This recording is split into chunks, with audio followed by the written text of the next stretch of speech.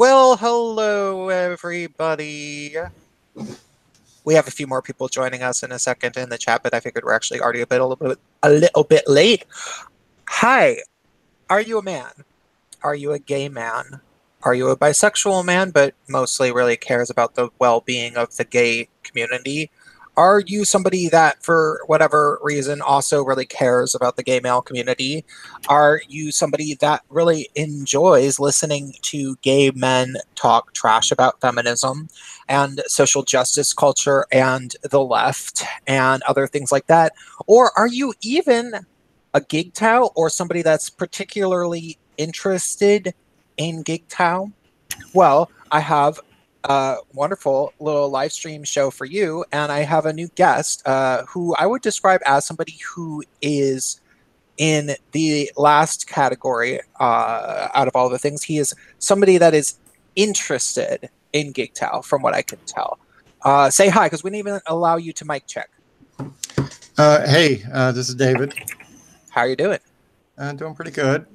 I was actually just texting you about my mic. I wasn't sure if there was like a control button for using the mic or seeing the video of my cam. Okay. Well, good to have you on, and the other guys are excited to talk with you. Feral Cat will be there. We'll be back in just a second, and Space Pan is coming soon. So there's that. And I wasn't on last week, for the record. So if you missed me, that's very nice of you to say. And for the record, the Gaytriarchy icon is being run by our cat's Gay this evening. He is subbing for Saint of Bacon, who normally does it. So if you are here early with us, please do hit the like button, because it will help us in the algorithms. And I think that's all I have to say at the moment. Hello, everyone. Our cat's Gay with a beard and sunglasses tonight. And welcome, Panta Rhei. It is a pleasure to meet you. Great meeting you too. Yeah, we're just hanging out right now, I guess. But yeah, I really enjoyed your video, and I hope that your channel continues to grow. It's great to see other people talking about this. Yeah, I've been thinking about creating a channel for at least probably a year now, but one of the things that kind of drove me to wanting to do it was your podcast here, and a lot of the discussion going on was it's something that strikes close to home for me. Well, that's awesome.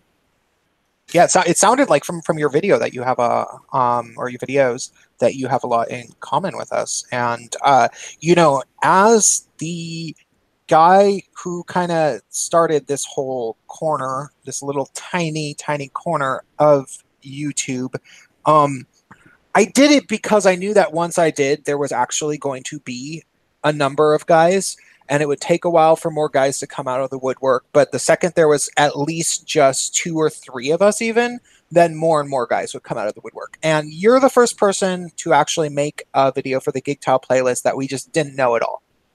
So I'm very stoked that you did that. The infection has spread beyond the initial contagion point.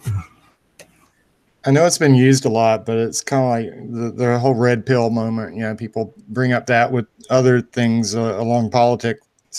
But for the gay culture, I think that we're kind of in it a little bit deeper than a lot of others, because it's not like we have too many other options. For the most of our history, it's always been one side that's accepted us and the other side consistently demonized us. So we are so used to giving the one side a free pass. Mm-hmm. And assuming that they have our best interest at heart. I think I would almost say that it's a little bit more accurate, probably. I could be proven wrong about this, but I would say that it's both sides demonized us for most of history, and then the left realized during the AIDS crisis that they could get virtue signaling points by pandering to us a little bit and, you know, like giving us health care and stuff like that, because the Republicans certainly weren't going to do it. And the Republicans sort of still just didn't really care about us a lot. And then we've gone sort of reemerged back to that thing where the left and the right like largely didn't really like us anymore because we were no longer useful to the left.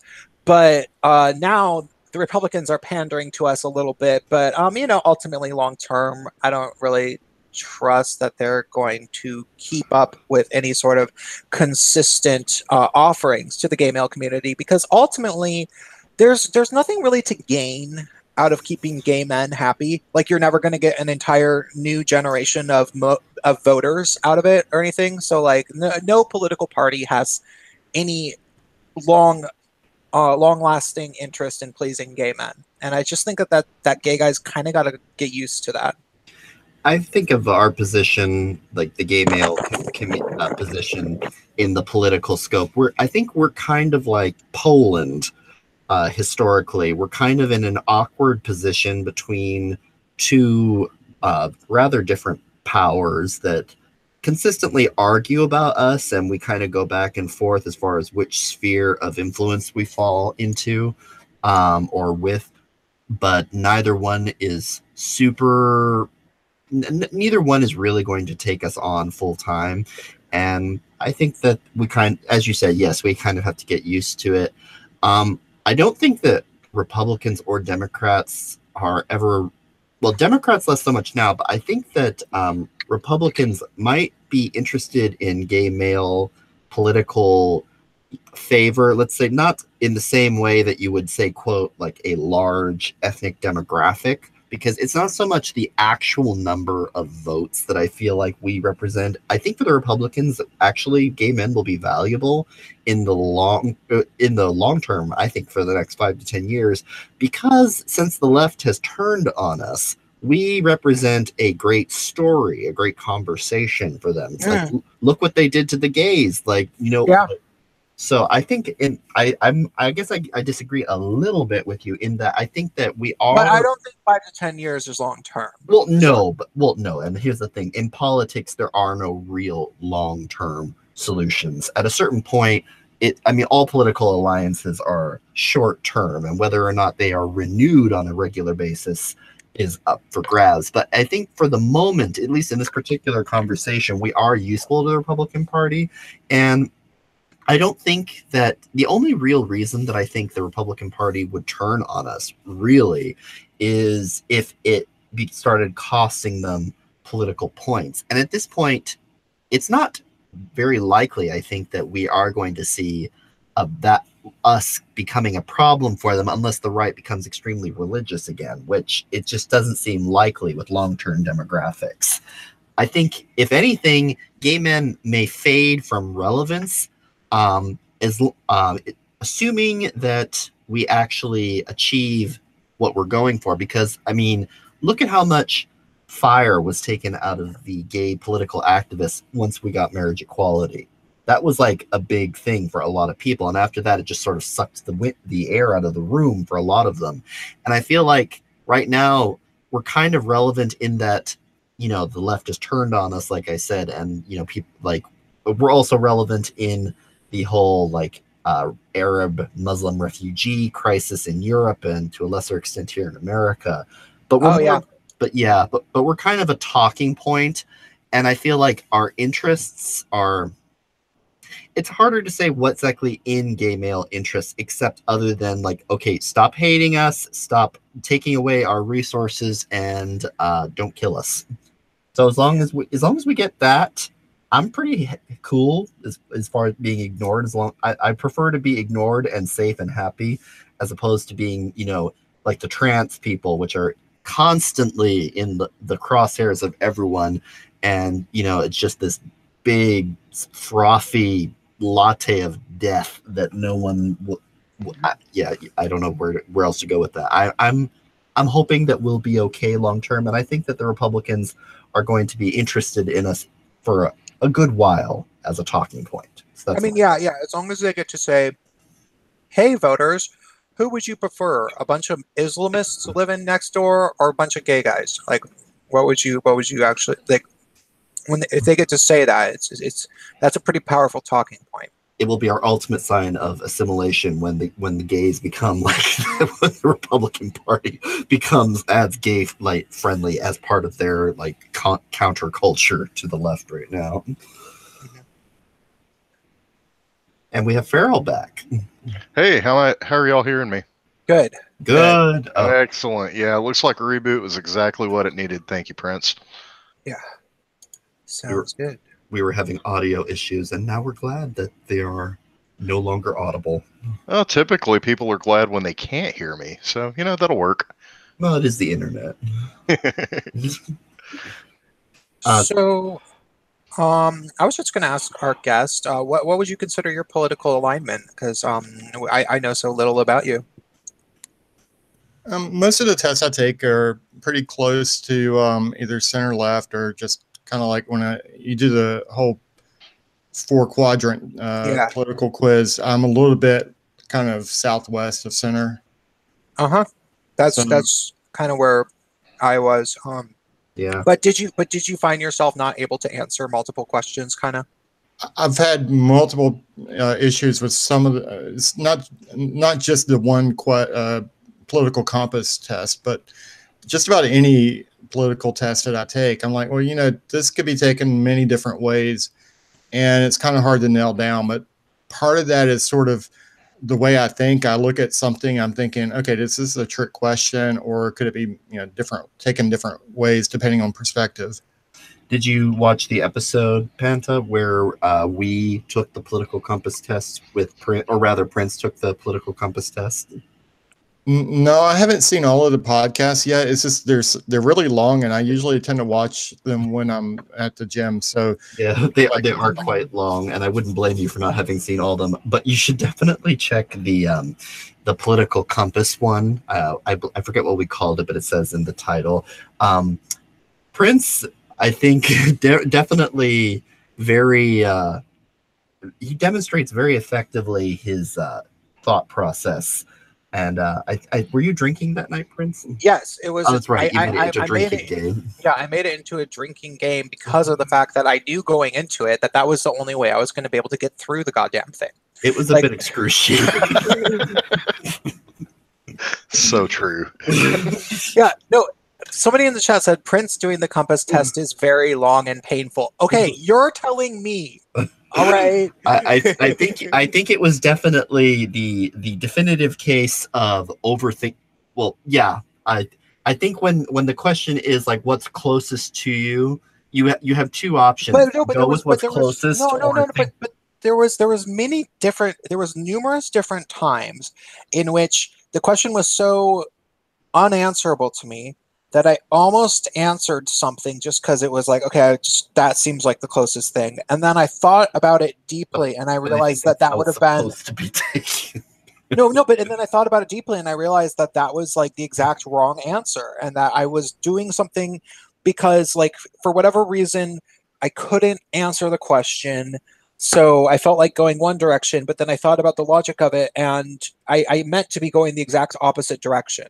And to be fair, the shots didn't help as they kept racking up towards the end, especially. Yeah, maybe I could have gotten through it a little bit quicker, but at the same time, I was just going to be non-committal if I didn't do that. So, yeah, it was a torturous thing, and I warned you all that it would happen. So you totally did. But that was a moment in Gaytriarchy history, and we'll probably not do that again.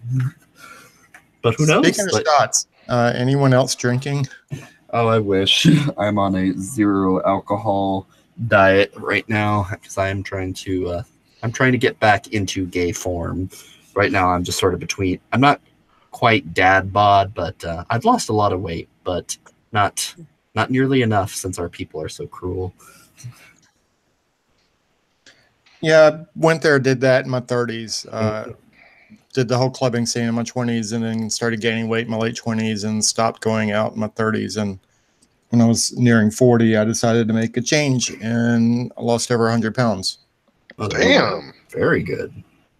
So, and actually, that's Well one done. thing that's affected my belief system. Is I was considering myself a victim of just bad genes, and it wasn't until I actually life and decided, I can't control everything, but I can control what I stick in my mouth. And Yes, and sometimes that's the best part. so yeah, I made changes, and that's one thing that's changed me a lot. Realizing that the whole victim mindset that a lot of people have is destructive, and it's most destructive to the individual. Yeah, and it can happen at any time. I've frequently told, well, not super frequently, but I frequently enough relayed my my bathhouse diaries. I swear I should just make a segment on my channel about my times in the bathhouse.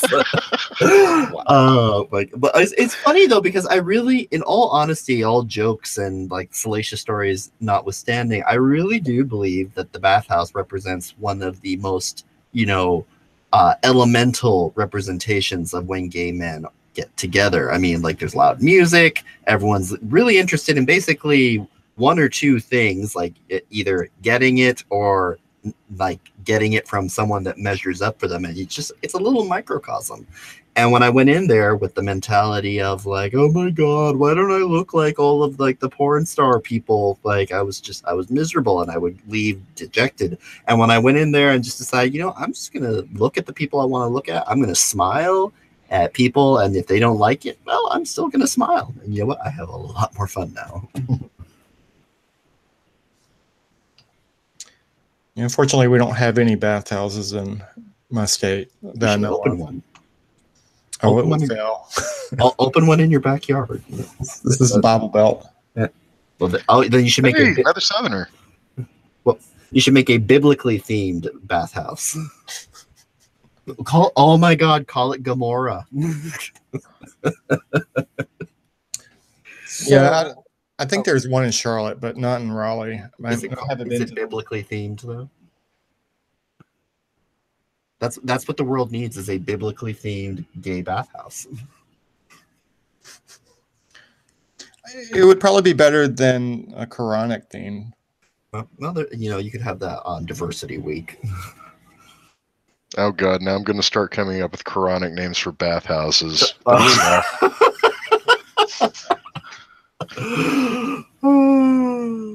my God! I cut you off, Prince. What were you going to say? Oh, I was just going to say that. So my stalker, thinks that they're obsessed with me, but really, I'm obsessed with them. I'm so proud of my little internet stalker. They're just really amusing. I wish I had an internet stalker. I'm not nearly important enough. I've only had like 3 disagreements on my channel the whole time. I've been here for 7 months. I'm up to I have almost 530 subscribers, and which is still nothing, but it's way better than it was before. But still, I've only had 3 disagreements. Well, I know how you can get a few and get a few views for your channel. Make a video called "I second that. I also don't believe that ContraPoints is really trans." Ooh, do you think people would people even notice though? Because my channel's so much smaller than I'll yours. give you a shout out. How about that? Okay. I would love to make something about ContraPoints, because she's so boring. Oh my God. And sophistical. It's like, oh wow, you're so good at beating around the bush for 15 minutes in order to say something that I could have easily said in 3 minutes, and what you said is untrue. I left a comment on one of her videos recently. It's like, okay, every time I think I'm going to give this channel a chance and maybe it wasn't as bad as I thought, it's actually worse. Yeah, it's worse. It gets worse. It's like it's all these things that sound like they're built up like they're going to be jokes, but they barely give you a wry smile, and they are so cringy, and there's no timing, and it's like, okay, I've never heard a falsetto monotone before. I think that's the best way I can describe her voice. It's like, okay, I don't think your voice is actually that high pitched. I think you're trying really hard to make it sound feminine, but you're still completely monotonous. And it's like, okay, so I'm just gonna talk like this all the time, and like fucking Shelley Duvall in The Shining or something. Oh my god, I would, you know what, I would eat out Shelley Duvall before I would listen to ContraPoints for more than an hour. Like, it's just, that's Damn, Cats just went hardcore, yo. But yeah, like, okay, wait, it bugged me, like, the last video that ContraPoints made, the one about the West, right? It's about 20 minutes of ContraPoints trying to say, this is the argument that ContraPoints is trying to make. The West is defined by a hodgepodge of Judeo-Christian traditions mixed with Enlightenment values, which are inherently self-contradictory because part of Enlightenment values was secularism. Therefore, when people refer to the West, it's hard to know what they're talking about, because are they talking about the Enlightenment part or the Judeo-Christian part? Which could be a good point, right? Could sort of be a good point. Now I can say that in what, 2 sentences it took me to say that. yeah. But then ContraPoints goes on to expand, and the only thing that ContraPoints actually contributes as like a new thought to this like whole little thing is to be like, and you know, things are constantly changing in terms of philosophy. So maybe right now the West is undergoing what we could safely call an SJW revolution. But then doesn't say anything else. No. So like the whole point of the fucking video apparently was to bring into question our understanding of the West, and just enough to make us doubt it, and then say, and the SJWs are reforming it. Okay, how? Well, I don't know. Communism, presumably. Okay, is that a good idea? I'll get back to you later. Like, that's what Contra would do. And it's always fucking like that with Contra. It's always just enough to say, the West is bad, capitalism is bad. Okay, well, what do you propose instead? I don't know, communism. Why? I'm not going to tell you. That's every fucking one of ContraPoints videos. And the fact that this person like actually legitimately has people fooled is disturbing to me. Well, I think for one thing, the biggest trick that ContraPoints uses all the time that I've noticed in the few videos that I've been able to mostly digest before I started bleeding out of various orifices and gained a few new ones just in the process, was that I think she wants people to think that she's really smart, and she's not stupid, but she's kind of just clever. And clever people that try to be smart do this a lot, I've noticed. They will kind of dress up their language in a very kind of mock sophisticated way. They'll throw in a lot of pretentious is the word. Oh yeah, totally. Yes. A lot of $4 vocabulary words that are kind of out of place if you really think about, and really bad grammar, like really lots of run-on sentences and stuff. Very. But the thing that she does that drives me the craziest, though, is like, for instance, on the West video, where it's like, well, what is the West? It's like, okay, you know, the whole point of your video is that you're kind of choosing to intentionally obfuscate, because even though some people may use imprecise or even occasionally contradictory definitions of what is the West, you damn know what it means. We all know what the West means. There are plenty of things that can be understood, even if multiple definitions may sometimes apply. It's I forget which Supreme Justice, but the famous quote about pornography. I don't know what it is, but I know it when I see it. Yeah. Okay. Wait. People versus Flynn, right? Probably. Okay. But I do want to say one thing. I do think it's worthwhile to, if we're going to be talking about these concepts like the West in the way that people like Jordan Peterson, or on the flip side, Richard Spencer does, it's worthwhile to define very clearly what we are talking about. Yes. Personal definition. That is absolutely worthwhile. But you have to use that as the starting point to make some other kind of argument. Yeah, it has to go somewhere. Yeah, and ContraPoints is completely unwilling to do that. All that they were doing was willing to put doubt in the minds of anybody that might have any sort of faith in what we would generally call the West, and then kind of just subtly promise that ContraPoints' team is better, which, by the way, they're communists. Mhm. And that's like always what they do. I believe that's called shifting the goalpost, because literally, like, what I've noticed whenever someone makes a good response video or a good argument for anything, is when you choose something, even if it's especially on broad topics like the West, you have to start somewhere. So you would say, like, okay, for the purposes of this video, when I say the West, I mean X. Now, when Contra's West video was sort of like, okay, I'm going to define sort of the people that use this term, but I'm not actually going to define the term for the purpose of this video, and I'm going to like just shift it over. And it's like, what do they mean? Do they mean this? Do they mean that? I don't know, but this person's bad and they use that, and like it's just this it's like seesaw. Both Richard Spencer and Jordan Peterson use the term the West. Checkmate. Mm-hmm. Like, well, shut the fuck up. It's like it's just weasel words is what it amounts to. Yeah, well, it's like that means that's about as meaningful as saying, like, well, you know, Lady Gaga and Milo Yiannopoulos both wear pink, so, and like drawing a conclusion from that. It's like it's a broad, wide-reaching thing, and different people being vaguely grouped by it is meaningless in of itself, unless you actually can show something concrete. But I mean, the fact that, like, I mean, putting together Richard Spencer and Jordan Peterson, I cannot stop.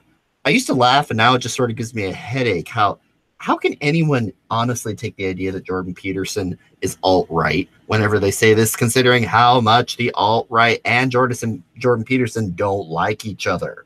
Yeah.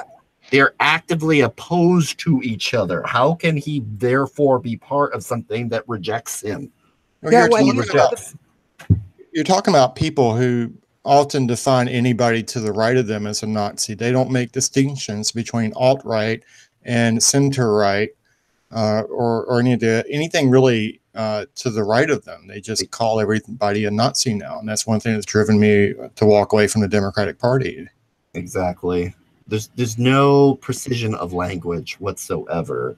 I mean, I know both sides can be guilty of it, but it seems like the left has, by its very, at least with probably because of intersectionality, it seems like there's just this ever broadening, blooming bouquet of terminology and terms, and any attempt to actually define a term or a group of people or a specific problem, there's always going to be some sort of group consultant or activist or someone, typically with a really bad case of hair dye, to say, like, oh, that term is so and so is not precise enough, we have to worry about this, and broadening it. It's like anytime you actually try to have any one flavor, someone's got to pour more water on it to make sure it's more diluted. And it's like, what are we actually, at this point, I can't tell you what the left is even about, other than like these buzzwords, which shouldn't be what we use to describe them. They should be pejoratives or say, like, well, that's not really what they're about. But at this point, I don't know what the left is about, other than just this persistent buzzword agenda that doesn't seem to have any control of itself, let alone where it's going. The left is just about controlling people because they don't have any arguments anymore, and they haven't had them for a really, really long time.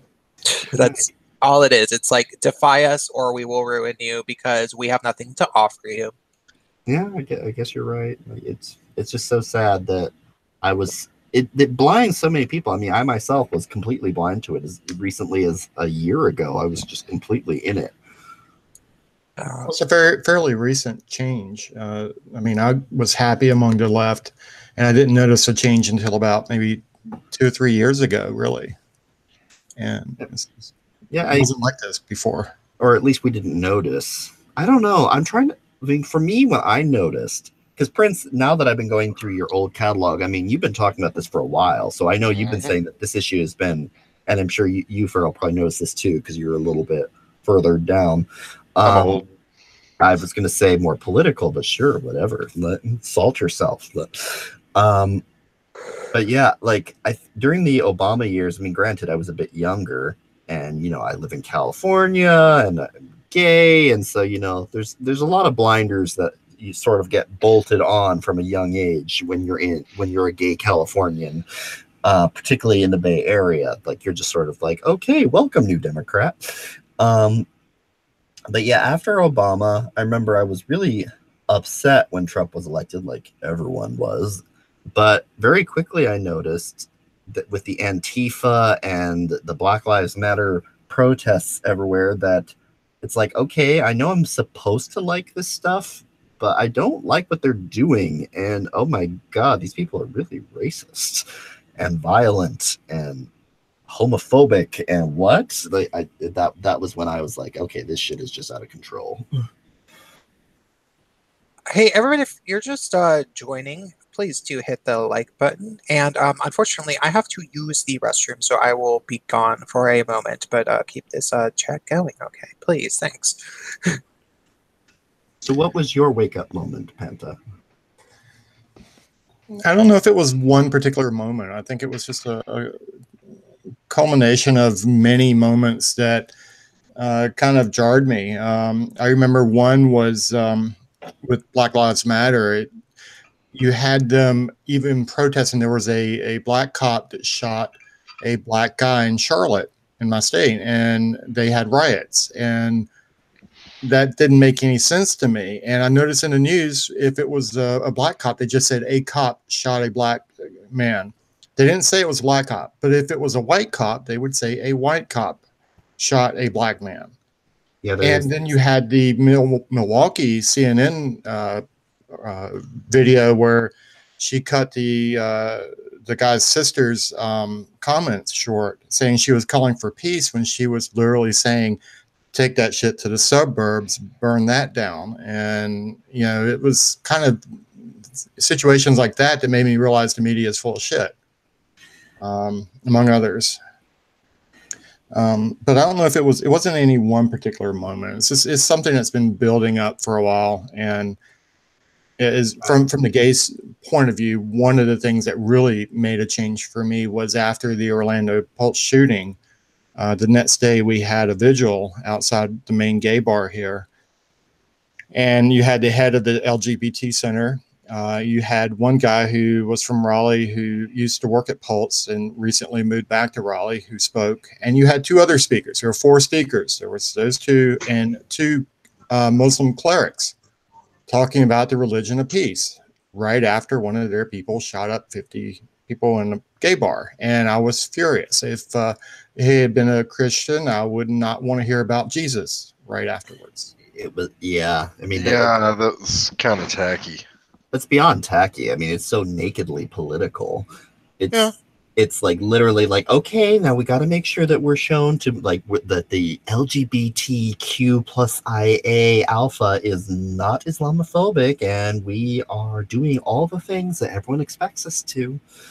It's out of, yeah. I'm just waiting for them to add M or I to it, to the whole alphabet soup, and you know, so that way they can make them part of our and see what happens. I mean, the alphabet has become so large and so broad that at this point, I feel like when you try to represent everyone, you represent no one. Exactly. Thank you.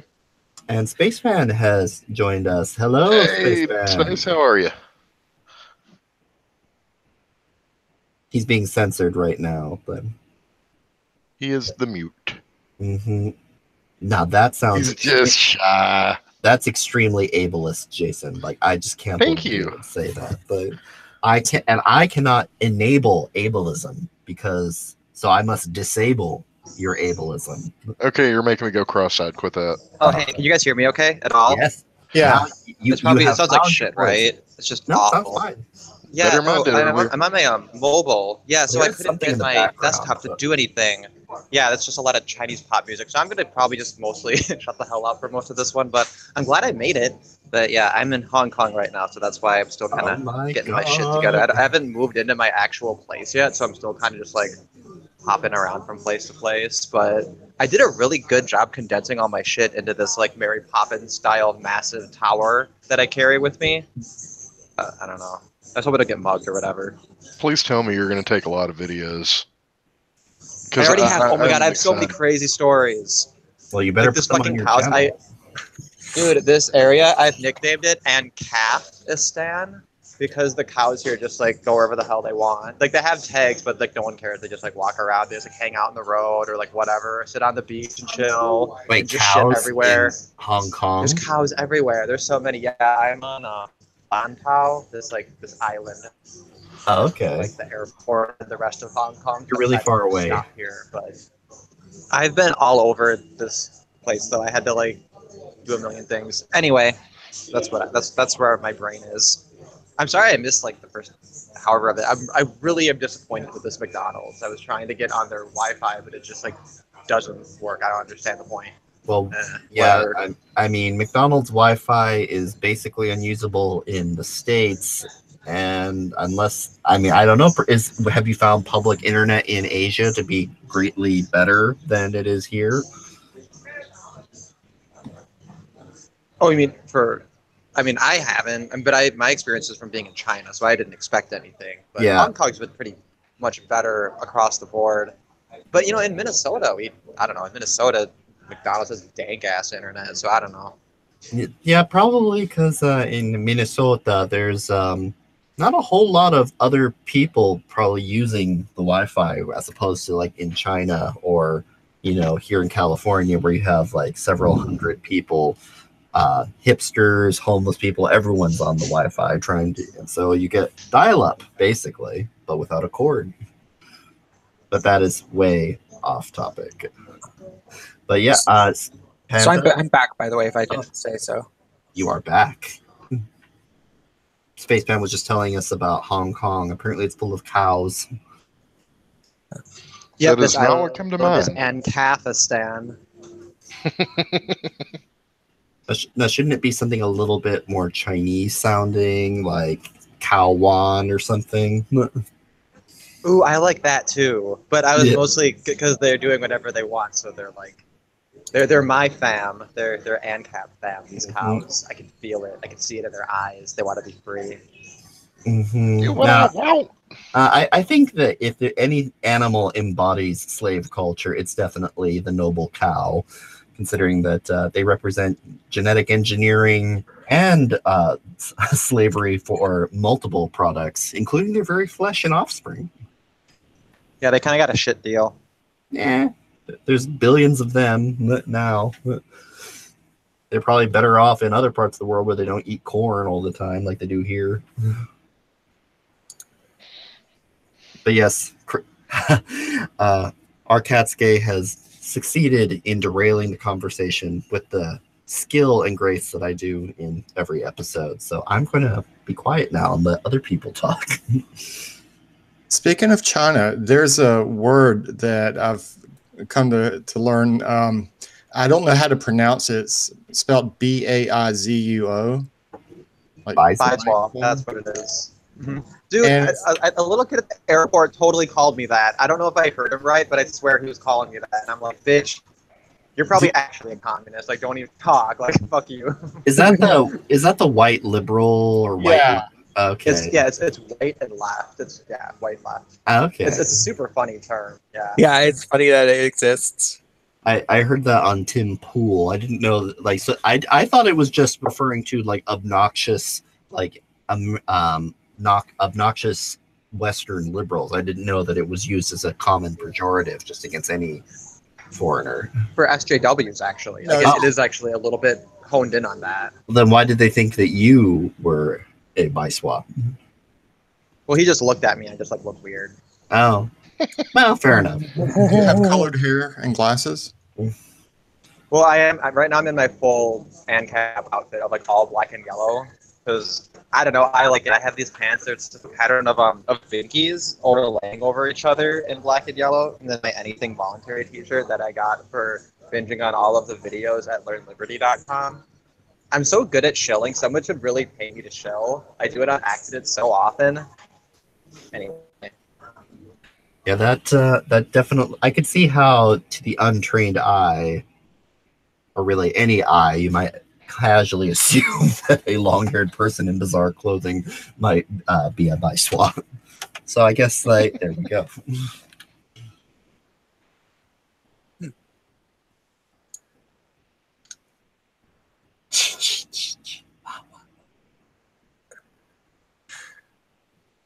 And there we go. Someone dropped a pin. So one thing that I've heard, and I'm not sure how much truth there is to this because I've only been to a limited number of cities, but I have a friend in London who's mentioned that the bars there, the gay bars, are being swamped with straight women, and the same thing is happening. I've seen in New York and Atlanta and other large cities in the U.S. He says one city that he noticed it doesn't happen is in Berlin. He says that they will not let women in and he goes to the seedier leather bars, but they refuse to let women into those bars. Well, okay. I think the first point to make is that, straight women have always wanted to flood gay bars. It was just that we used to be allowed to stop them. Before it became femophobic. Well, before they all became non-binary and kind of jumped onto our little bandwagon there. Mm-hmm. Well, yeah, and yeah, that's one of their tactics of getting being able to take over our space. But they started saying that we were misogynists if we didn't let girls into literally every bar. Like, they're entitled to be there, which they're not. And like literally, there's never been a gay guy who's ever complained about being denied or getting rude behavior from a lesbian bar. Like, let's say they try to be like, that this is a ladies' night, blah blah blah, like which happens. They will say that. No one cares. The only time anybody ever cared from my I only tried to go one time.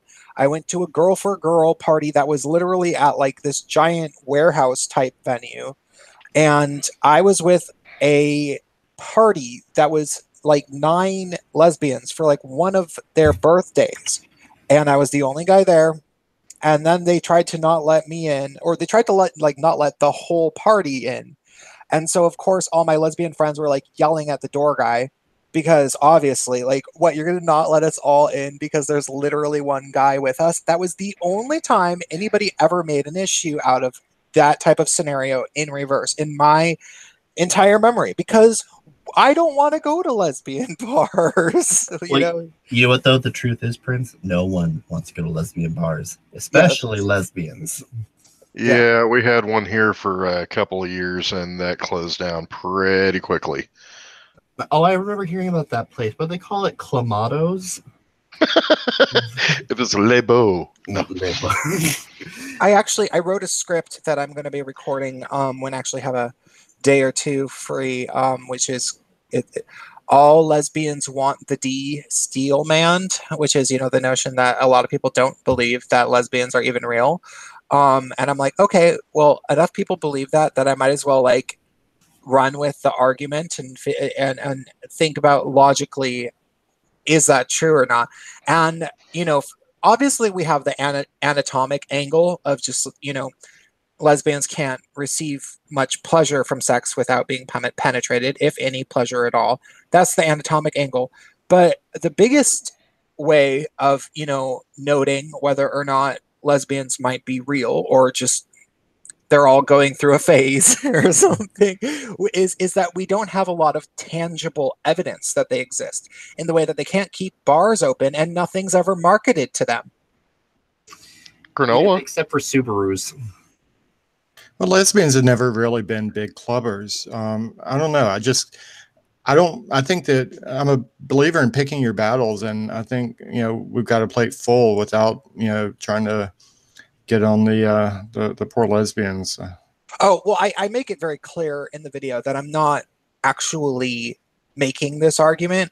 I'm saying that many people already have made this argument, and I'm going to sort of play devil's advocate. That's what a steel manning something is. Like, look, I don't necessarily agree with this argument, but I'm going to argue it to the best of my ability just because.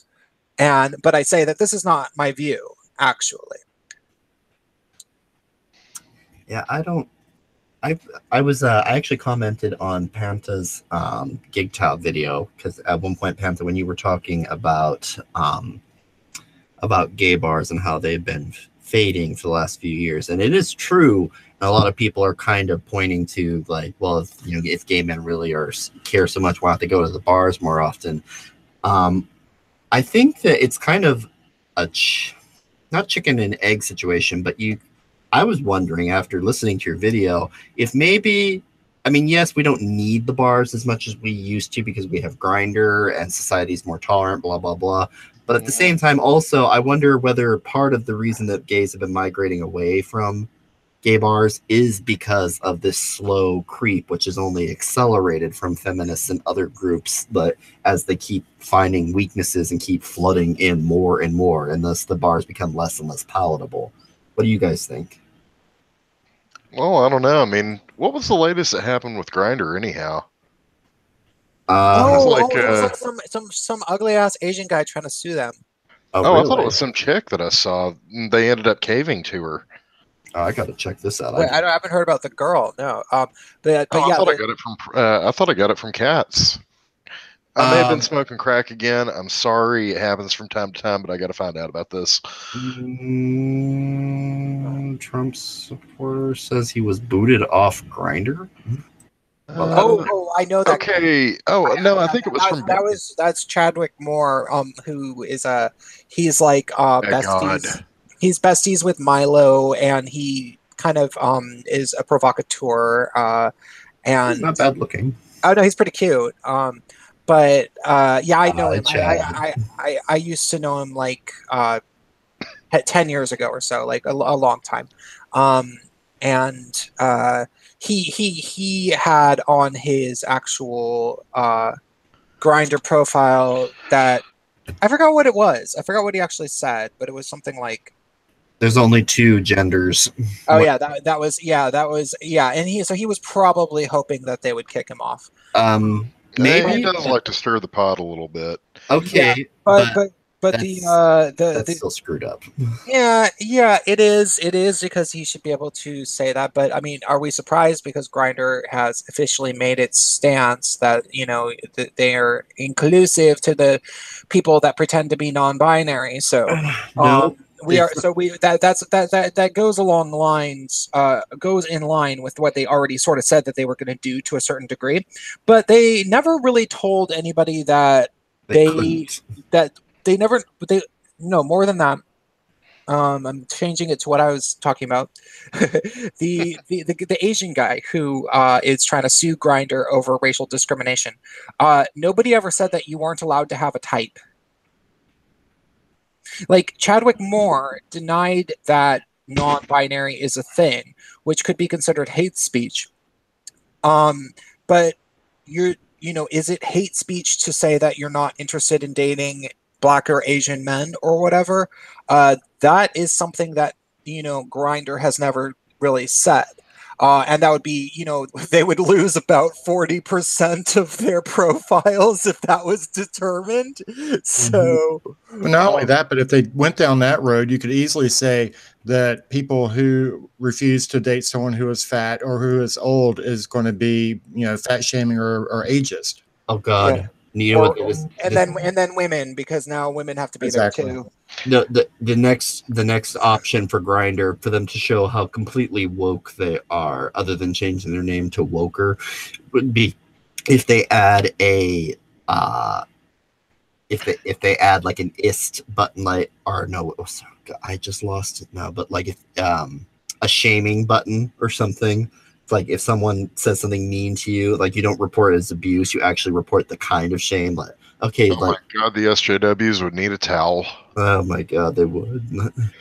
Cats went ahead and sent a link to the Grindr to release the Kinder version of their app in your Twitter. So if you want to bring that up. I think it's funny they have it as Kindr. I'm like, that looks too close to Kinder. That's German for children, but that's not what they're getting at. It just looks weird. You sent it on Twitter? Yeah. It's not loading for some reason. That's rude of it. Yes. Oh, wait. Okay, no, there it is. And that's if you want to bring it up or not. Prince, do you want me to bring it up? Sure. Absolutely. Okay, let me see if I can. Yeah, I think we can thank Bacon for this piece of flaming garbage. Thanks, Bacon. All right, let me see if I can do this without. Okay, everyone forgive. I'm not saying a bacon. I'm. How do I?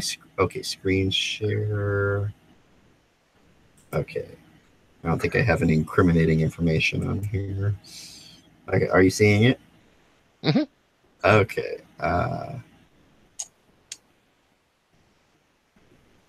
Okay, do you want me to read it? Oh, that or I can. Okay, yeah, why don't you read? You got the voice. All right, let me get the golden voice out. Oh, wait, this is all you got. Sorry. In a world. Gay and trans dating app Grindr has hinted at a new version of the app, which will tackle the racism and bullying on the platform. The dating site tweeted a cryptic video with a voiceover discussing racism, which says when someone says something I don't like, I don't date black people, that's all black people, that's what I refer to as sexual racism. It also tweeted a link to a website called kinder.grindr.com, Kinder, which currently only has the voiceover and the tagline, "It's time to play nice." Y'all need me to break in, or? I am not quite following. No, let's go a little deeper down this rabbit hole before we start hot taking. All right. The site's vague announcement, which says it is launching in September 2018, comes just days after model and activist Monroe Bergdorf called on the company to address hate speech. Grindr has the resources and potential to become something positive and inclusive for the LGBTQWTF and all that community in the future, Bergdorf wrote in a recent Instagram post. I just hope they make the necessary changes to do so. Sorry? I just want to see who this person is. Well, shows up as a chicken address. Wait, no, not that. Is Monroe? Is it that same SJW racist who got in trouble for being? Oh my god! It is. Oh my god! It's the same one that I was We thinking got of. herself a professional victim, y'all. She got fired from like L'Oreal or some shit because for being completely racist. Yeah, trying to talk about and she doubled down like majorly. She's all like only white people can be racist, blah blah blah blah blah. And then afterwards, she was like she just totally doubled down, and I think she said that all white people are racist, and so now she's trying to take on fucking Grindr because she gets rejected because fucking she's ugly. She's not ugly. It's probably because she goes onto a gay. She goes onto a gay male fucking site trying to get dates. Of course, I mean she looks like a chick. Yeah, the hair really doesn't help. Yeah. Well, bless her heart. Trans. That's Has a penis? I don't know. Don't look care. under, so I don't know. Wouldn't matter either way. It's gross. So, let's see. The 30-year-old also shared screenshots on Twitter and Instagram, stories of conversations of her fans using the platform, which I'm sure were in no way faked up, which showed the abuse they were facing for being black. "Are you white?" one screenshot said.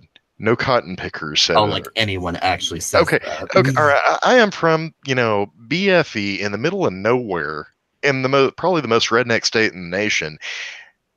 And cotton pickers? Really? We never say that. And this is an English person, so it's like, who's do they really? It's like they might as well be like, "No cotton pickers. Go eat your watermelon somewhere else." Could you come to my house and fry my chicken for me, please? Fried chicken. That sounds kind of good. Yeah, actually, fried chicken does sound good. And I live in the South too, and honestly, people don't talk like that here. It really is. We do on occasion, but it's usually when we're making fun of our heritage. I mean, we do that. Yeah, it's kind of like sometimes you like a good gay joke. How do you know you're at a gay picnic? All the hot dogs taste like shit. Oh god! Oh my god! You're a sick man. Sit with me. Okay, getting back to it. In a later post, Bergdorf revealed she was meeting with Grindr's head of communications, Lyndon Zumwalt, and Chief Content Officer Zach Stafford to discuss the app's effort in eradicating racism on the app. which I'm not sure what kind of libraries you would need to eradicate racism with a program. I don't think you're going to get that in an app. But anyway, I digress. So far, it's unknown if Bergdorf attended a meeting with the team before they announced the Kinder Grindr feature. Users of the app. Grindr safe space. Yeah. Keep reading. Okay. Users of the app responded to Grindr's tweet about a kinder experience with mixed but mainly positive reactions. I would assume that WTF is a positive reaction. The anticipation builds, interested in seeing what will become of this. Given the sizable role the app has within the community, stepping up to address some of the systemic community issues is either a bold and brave choice or a foolish one. I'm saying latter. Here's hoping for the former, said Jay Clarence at Oh My Clarence. Anytime people say systemic immigrate or community, but systemic community together, that is an automatic SJW for me. Yeah, when they're trying to talk like whistle. It's a dog whistle. When they're trying to talk like the architect from the Matrix, you know they're full of shit. But I digress. While Sumo Sexual wrote, I also wonder if it'll address more than just race. I work with a proudly fat guy who showed me his messages. Proudly fat, who showed me his messages and his stash of inappropriate carbohydrates, and easily a third of them were unsolicited harassment from strangers telling him how disgusting they think he is. If you can't handle the heat, don't get in the kitchen. And apparently they kind of half-ass this article because there's no conclusion to it. It just drops off there. I mean, I gotta say, if you call yourself sumo sexual, and you're showing yourself, if you're proud. Yeah, I'm gonna stop screen sharing now. But yeah, I mean, it's like, okay, I wouldn't encourage anybody to send somebody mean messages if they're a big old fat dude that's looking for other fat dudes, fucking let them do that, fucking whatever. But at the same fucking time, you are gonna get hate, if that's what you are, you're gonna, and you can't expect, Yes, bitchy queens will do that, you know? Gay people are mean, especially when they're horny and drunk. And almost everyone on Grindr is horny and drunk. I mean, I think that you should be able to flag, because nobody should be writing anybody mean messages on a fucking hookup app, and you should be able to flag that person being like, yeah, they're writing mean messages. There's no fucking reason to do it. I mean, you know? Did you even need to flag, though? I mean, I thought that's what the block button was for. Anytime. Well, I actually think they should. Okay, in fairness, no, I think that it's worthwhile to have a flagging feature because, people, there should be consequences if somebody is known to sit there sending bitchy little fucking messages. There's no good reason for that person to be using the application. Because if you don't say, hey, kind of a 3-strike you're out policy for people who are sending mean messages to people, then people can just sit there all day when they're bored sending mean shit to people, and sure, maybe you can block them, but you're still going to get that one message, and maybe someone does have their day ruined because of it, you know? Well, I think we need a salty cunt button. If someone's being a salty cunt, you hit that, and it kind of, that works as a flagging system. It'd be great. Or how about it just adds the salty cunt icon to their profile? You just filter out that, guys I'm looking for, not salty cunts. Okay. The thing is, gay men used to have such thicker skin, and it's almost like now people they want to become victims. They want to feel like they're being bullied. Yeah, I don't know. I think that's a cultural thing. It's feminist victim conditioning. I think the only time I would really support the flagging to be used in that way, there are a few times where on Grindr, I've gotten into it with guys. Usually not. Usually it's just interested. Nope. Okay, whatever. So hell no, they say sometimes, and I block them. The one time that I actually if they respond, I'm saying if someone sends you a message out of the blue just to talk shit.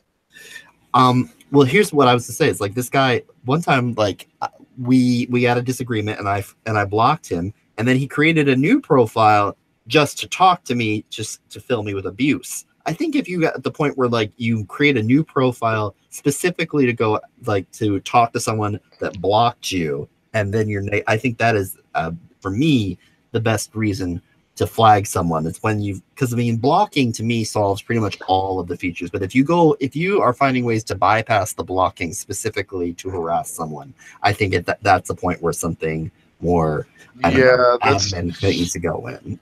That's where you're very, very clearly dealing with someone that's well, engines are nobody's behind the wheel. Someone that's just unstable. Sir Fozzie says sociopathic. I don't disagree. Not at all. Oh, by the way, I don't know. I think that there should. I think that like Grindr, it would be ultimately an optimization of Grindr's services to have some sort of a thing where if somebody gets reported, like if somebody is writing out of the blue,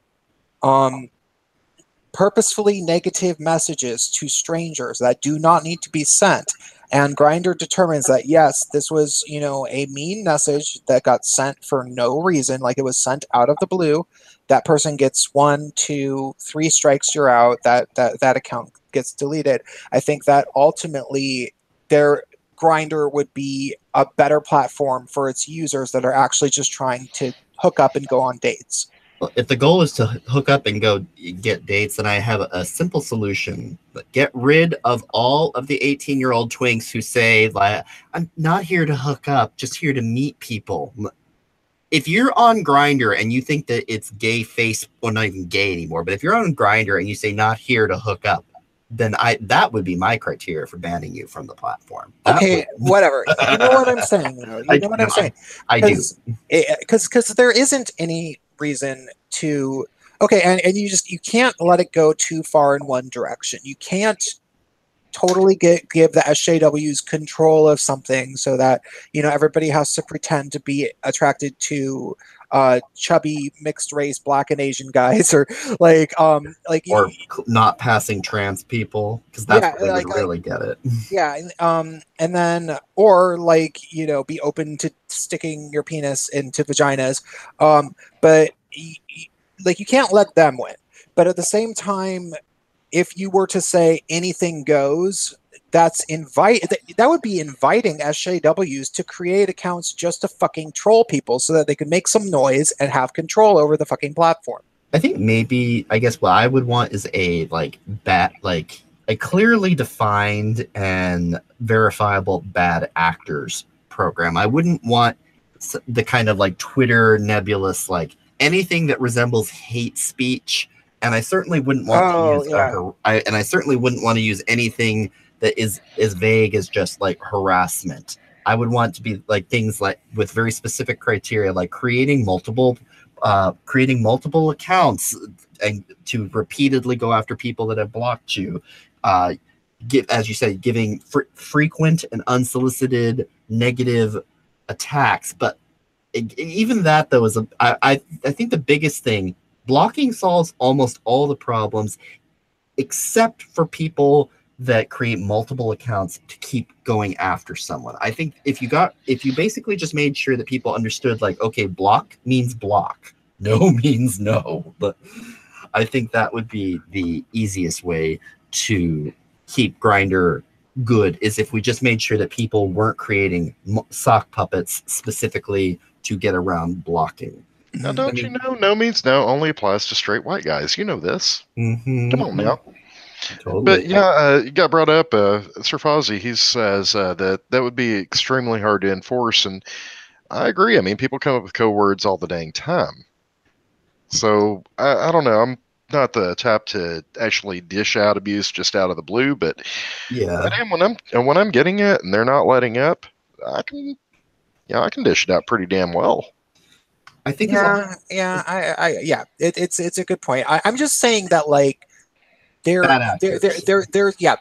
actors. There would be some way of at least acknowledging that there are people who are crappy enough on these sites that they deserve some sort of, you know, like because there literally are probably people who make Grindr accounts strictly to give other guys shit because they feel bad about themselves or some crap like that. You know what I mean? And like, how do you keep those people off the fucking site? Well, I don't really know. I don't have a perfect solution, but it would be a better platform if you could somehow come up with a good way to get rid of them. I'm not entirely sure. I'd say the best way to do it is just to like have clearly defined policies and show that you stick to them and that you don't just willy-nilly redefine them every 3 minutes. We're looking at you, Twitter. Yeah. I'll say if they have a history of being an asshole, we just hook them up in my ex. I mean, that'll work. Yeah, but what you're saying about the bad actors thing actually kind of reminds me of V was talking on stream a few days ago about how he thinks there should absolutely be separate gaming servers for people who want the gaming safe space and for people who want the normal space. And then, the fucking game journalists and SJWs, the, 10% of the population can go play there and take a million years to find a fucking matchup, and everybody fucking else can go play Overwatch in the 90% where we can all swear each other and call each other cunts. And, it'd be a great idea, but you know what, though? I bet you it wouldn't work for the simple reason that these are the same people. It's like, these are the kind of people that love being victims. And if you took away their victimhood, well, then they wouldn't have anything to talk about, because then they'd have to say, like, and then you'd also have to expose the fact that most of these people who are complaining about toxic game culture, most of them aren't actually gamers. Most of them aren't actually most of them are either not good at it, don't play it, or are literally just there to provoke people so that they can make a fuss and show, like, oh my god, I'm a non-binary trans woman of color who plays Overwatch, and look how people treat me. It's like, why don't you just play the game? What manner of blasphemy is this? Next thing you know, you're going to be telling me that Gamergate was over ethics. No, that is clearly wrong, and I think that you should be booted from the Gaytriarchy because of your problematic wrong thinking. I'm going to go check my privilege. Yeah, go check it, put in a deposit, and renew it. So, any of you guys play World of Warcraft? Used to. No. I play. So I've been in a gay Warcraft guild for many years. We've had multiple real life meetups, and it's been fun. But the overarching sort of name title, it's not just Warcraft; it's other games as well, like Final Fantasy, is Rough Trade, and it's getting harder and harder for me to deal with it on Facebook because it's swinging more politically and more politically far left. And every now and then I'll make a response, and I've actually been like censored many times, because I'll bring up something and I get slammed because it doesn't follow far left dogma. And I just want to play the game with other gay men. And how many people are in the guild? Actually, several hundred. Oh, okay. So a lot. Yeah. But it's hard to tell because, alts and shit. So, different games. Huh. At least several hundred. Yeah, I'm not really a gamer to any significant degree. I only recently got a actual desktop PC that was capable of playing anything more intense than StarCraft, the original, which I still play with cheats. I'm just we have our strengths, and mine is not anything to do with competitive gaming. Although I will test my geeky sci-fi knowledge against the best of them. The only one I've met who comes even close, Prince is pretty good. Farrell, you quote Kosh, so I don't know. You might be right up there with me. Big old nerd. Mm-hmm. I'm the best of both worlds, swirly between between nerd and hipster. So I will be kind of a nerdster. Yeah, I'm a nerdster. Actually, that's exactly what I am. I've used the fucking amalgamation of the words before and called myself a nerdster. I will always fall a little bit short on every category of nerddom. Like I know enough about every category to get by, and I'll never quite have that. Someone's echoing. I believe it's Panta. I'll never. Yeah, it's you. Yeah. Okay. Yeah. There you go. You gotta put headphones. It's cool, man. It's cool. So I'll never quite have that natural effortless coolness about me. I had to work very, very hard by studying the cool kids for many years in a way that only a nerd could actually do. But I observed the cool kids very, very thoroughly enough to mimic them. And but then it became cool, and I no longer had time for what I really love, which is nerddom. I've never been one of the cool kids, and I never learned how to mimic them. Although I did learn how to mix at upper class cocktail parties, which is great for conversation, but at the end of the day, you still go home. So, but yeah, I can talk to anyone. But I'm an unrepentant just nerd. The only thing I can't really talk about with any I cannot talk sports. I can Sport change. ball. I can change the subject effortlessly in a way that isn't obnoxious, but I cannot communicate on the subject other than to say I like the uniform in soccer. Everyone does. Yes. I don't really like sports either, and I've never understood the whole concept of a gay sports bar. I can. That's where we can pretend we're jocks. Yeah. That's where we lure. That's where we lure the straight bait in, so they think they're actually in just a regular kind of like, Ruby Tuesdays, and then like they go in the bathroom and they don't realize that they're going to be accosted at the urinal. I don't know. There are all sorts of gay guys that are like, you would sort of think it's not like that, but then you go to in the Castro, San Francisco, they have one called High Tops, and it's not anywhere that I fit in, but there's definitely guys that do. I think honestly what's happening in the gay community, in the gay male community, Panther, just so I don't know if you've seen all my videos, but like for me personally, I've kind of gotten to the point where I just decided that gay only means homosexual man. So like if you ever hear me say gay or make a thing about it, that's why. It's because I don't think it applies to lesbians, since they made a thing out of it not applying to them, and bi and trans people are just off in their own little spectrum. I think in gay society, there is a growing split between kind of what, like Prince, for instance, I think you really kind of embody, and I mean this in just an actual description, not anything to do with age, the older idea of gay culture, which is, it's very creative, it's campy, it's like, drag queens and like bars, and just like, it's very, or let's call it gay orthodox culture. Like it's very New York, it's very fashion, it's very, I think there's a new, less well spoken of part of the gay community, which someone like Francesca Ramsey might call it like assimilationist or heteronormative. I think I've heard some people call it like bromo, where it's like, gay guys who are guys first, you might say. And I don't mean that anyone who doesn't act that way is any less manly or anything like that. I just mean that like there is a very kind of, for lack of a better term, let's just call it like, bro mentality, very kind of like heteronormative, like, it's like I'm just a dude. Like feral. Yeah.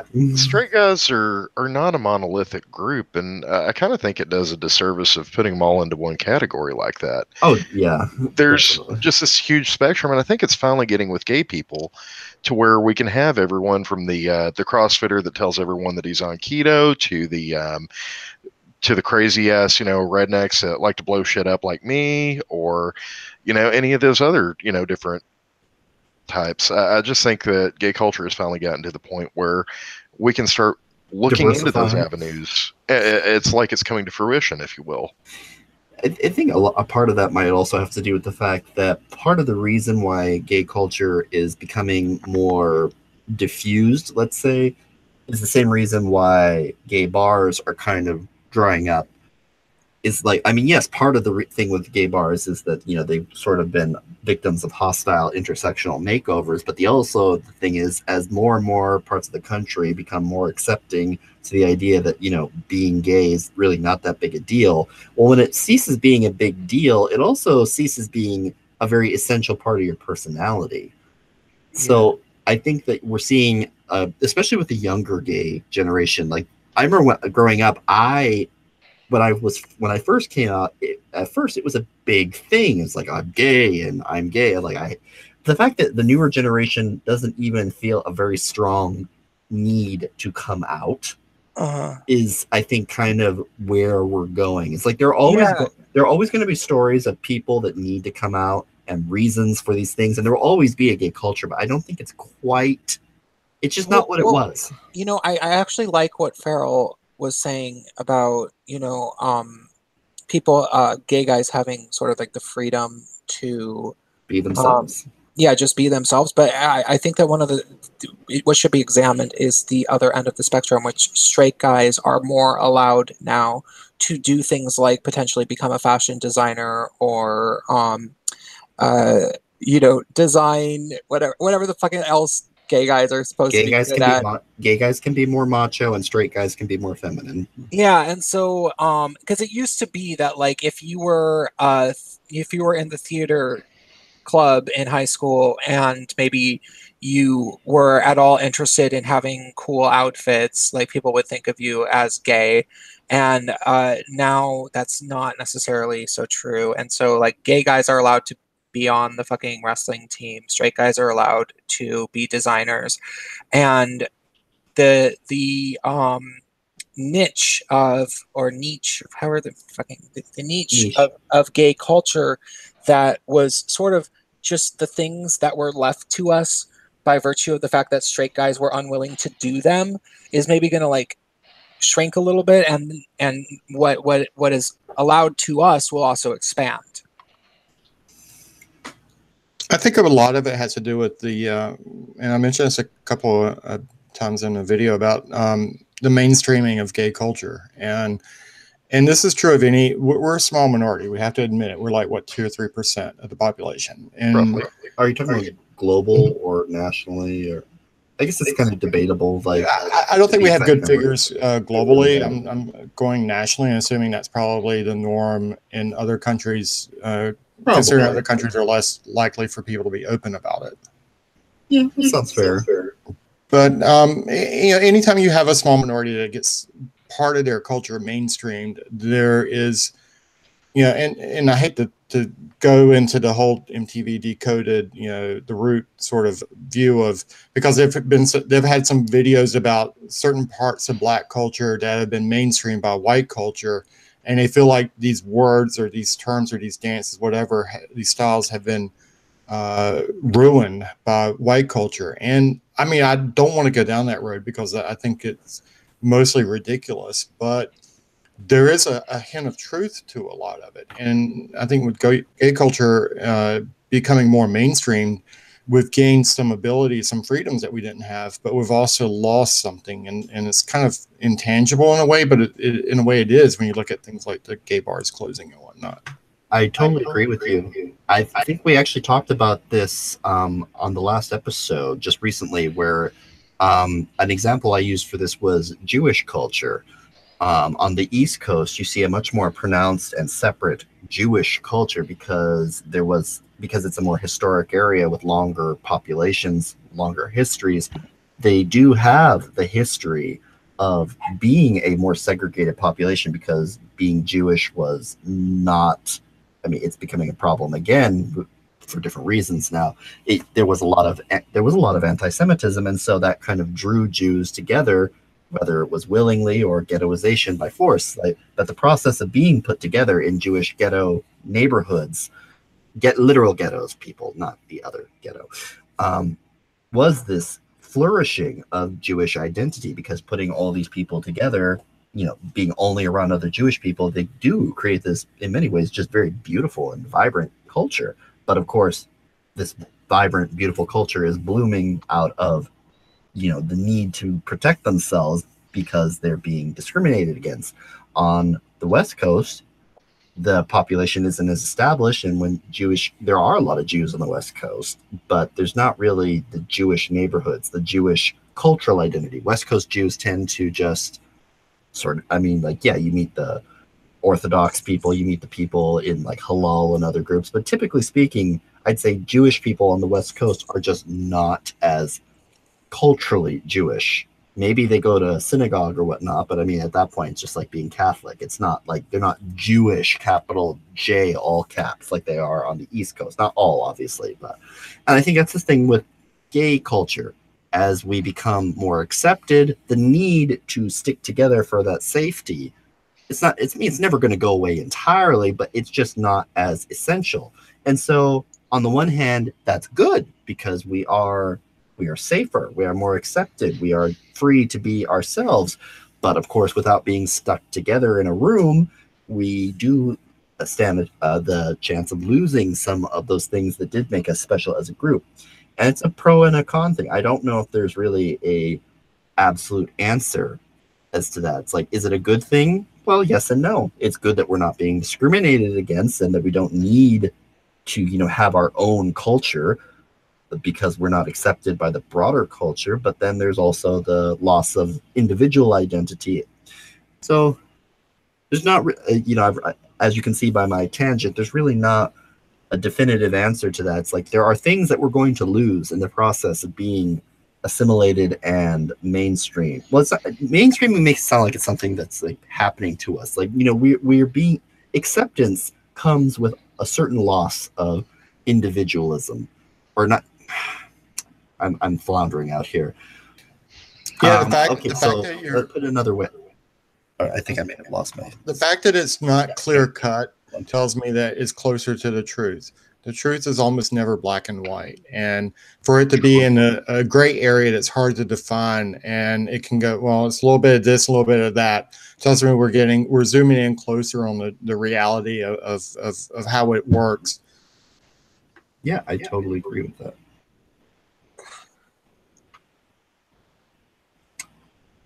But yeah, I was thinking of doing a whole video about how I think that the future of gay male culture is going to veer a little bit towards masculine. And now, granted, I feel like that was a trend that happened. The 1980s, things got super femme. The aughts, things actually were quite masculine. According to mainstream depictions of gay culture, you wouldn't necessarily think so, but if you were really going to bars and stuff during the aughts as compared to the 90s or whatever, it was a lot cooler to be masculine, and then it became cool to be femme. But I think things are going to go masculine again, largely in terms of fashion. And I had a whole concept about why that was beyond simply just the pendulum, and I had a few more things to say about it, but I don't remember at this moment. Remind me to make that video if you want to see it. I think part of the other reason I think you're right, and I think that we are going to see we're seeing more of a swing towards the masculine, not just in the gay culture, but in, I think, men in general. There is right now very much a concerted effort by many different men to reclaim and reassert their masculinity in direct response to the never-ending tirades, the harping misandry, which has just infected every part of our culture right now. I mean, like, it's literally getting to the point where, like, I know that it's a joke among SJWs, or maybe it's not, but like this idea that, like, they mock the things that, say, Jordan Peterson or other men's rights activists talk about. They say that, like, oh, how can you say that? Look at all the privileges men enjoy, blah, blah, blah, blah, blah. Well, yeah, no, it's really getting to the point now where, like, in universities, the fact that Title IX suits are actually being used against universities because of the blatant, just terrible bias. I mean, like, there are many, many ways which we can concretely point the fact that society has shifted very much to the female at this point, and we're really it didn't even make them happy. No, what could? No, actually, it made them worse. Yeah, as far as happiness goes. Well, because then they have more work to do. Because it's one of those things where, like, you never actually want to get what you say you want, because then you're done. It's like activists do not actually want to achieve what they are protesting against, because then they wouldn't have a cause.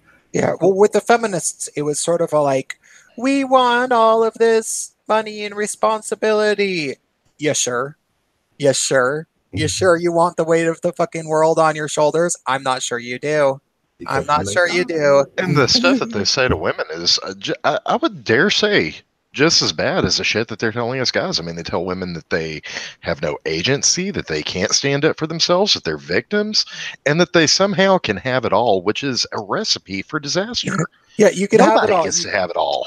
You can have a really, really, really hard job. You can not have a husband, and you can also be a victim. All three at once. It'll be awesome. I think it's also very telling that the fact that so much of the abuse and the backlash that they talk about, I mean, yes, there are actual misogynists. Yes, there are actual people that are saying terrible things to women, even these women. But the fact that they have to make up so much of it tells you that it's really a lopsided conflict, because it's like the ever broadening need for Nazi. I think it was James Alsop who said, like, the need for Nazis is greater than the supply. So you have to broaden the definition of Nazi in order to have some, like, a boogeyman to protest. Okay, in fairness, you don't need to quote James Alsop for that. Fucking Milo Yiannopoulos has been saying for years that he's been saying for years, simply put, the left has a drastic supply and demand problem when it comes to bigotry. Okay, yeah, that just happened. I'm not the hugest James Alsop. That happened. He probably ripped that off from Milo, because that was one of Milo's early talking points. Okay, fair enough. But yeah, I mean, it's the same thing with sexism. Like, once you actually get rid of the sexism that you want to get rid of, but you still want sexism, well, you just have to broaden the definition of sexism so that you have an unending supply.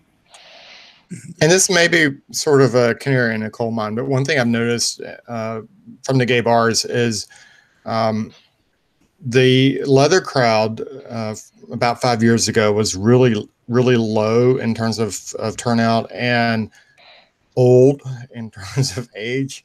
And I was a little worried there, because I always liked leather, and I was coming back into the market, and I'd petitioned for like a couple of years, we should have a leather night, the Bear Bar. And I was told, no, we've tried that, it doesn't work. And he tried it finally after some more nagging, and it was great. And it's one of the best nights now. And I've noticed on the leather night, you have, of course, the older guys, the bears, mid age, but you also have a huge number of young guys in leather. And it's been really nice seeing younger guys take into leather, because that's something that I think has a masculine attribute to it. You're into leather, Panta? Oh, hell yeah.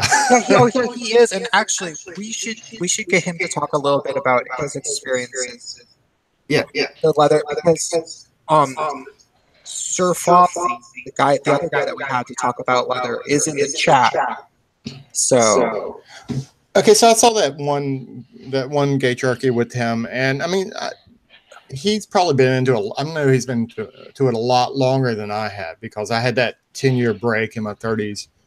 Mm-hmm. But when I came out again, I was feeling more confident about what I looked like, and I had money to buy leather, and which I didn't when I was in my early 20s, and I started going out. I went to like International Mr. Leather, Mid-Atlantic Leather, and a couple other leather shops like Fort Lauderdale, and got some gear. And it is something about it. It's kind of hard to put your finger on. But wait! I gotta say something really quick. I know that Sir Fozzie is going to say that leathers are supposed to be given to you, because he told us that.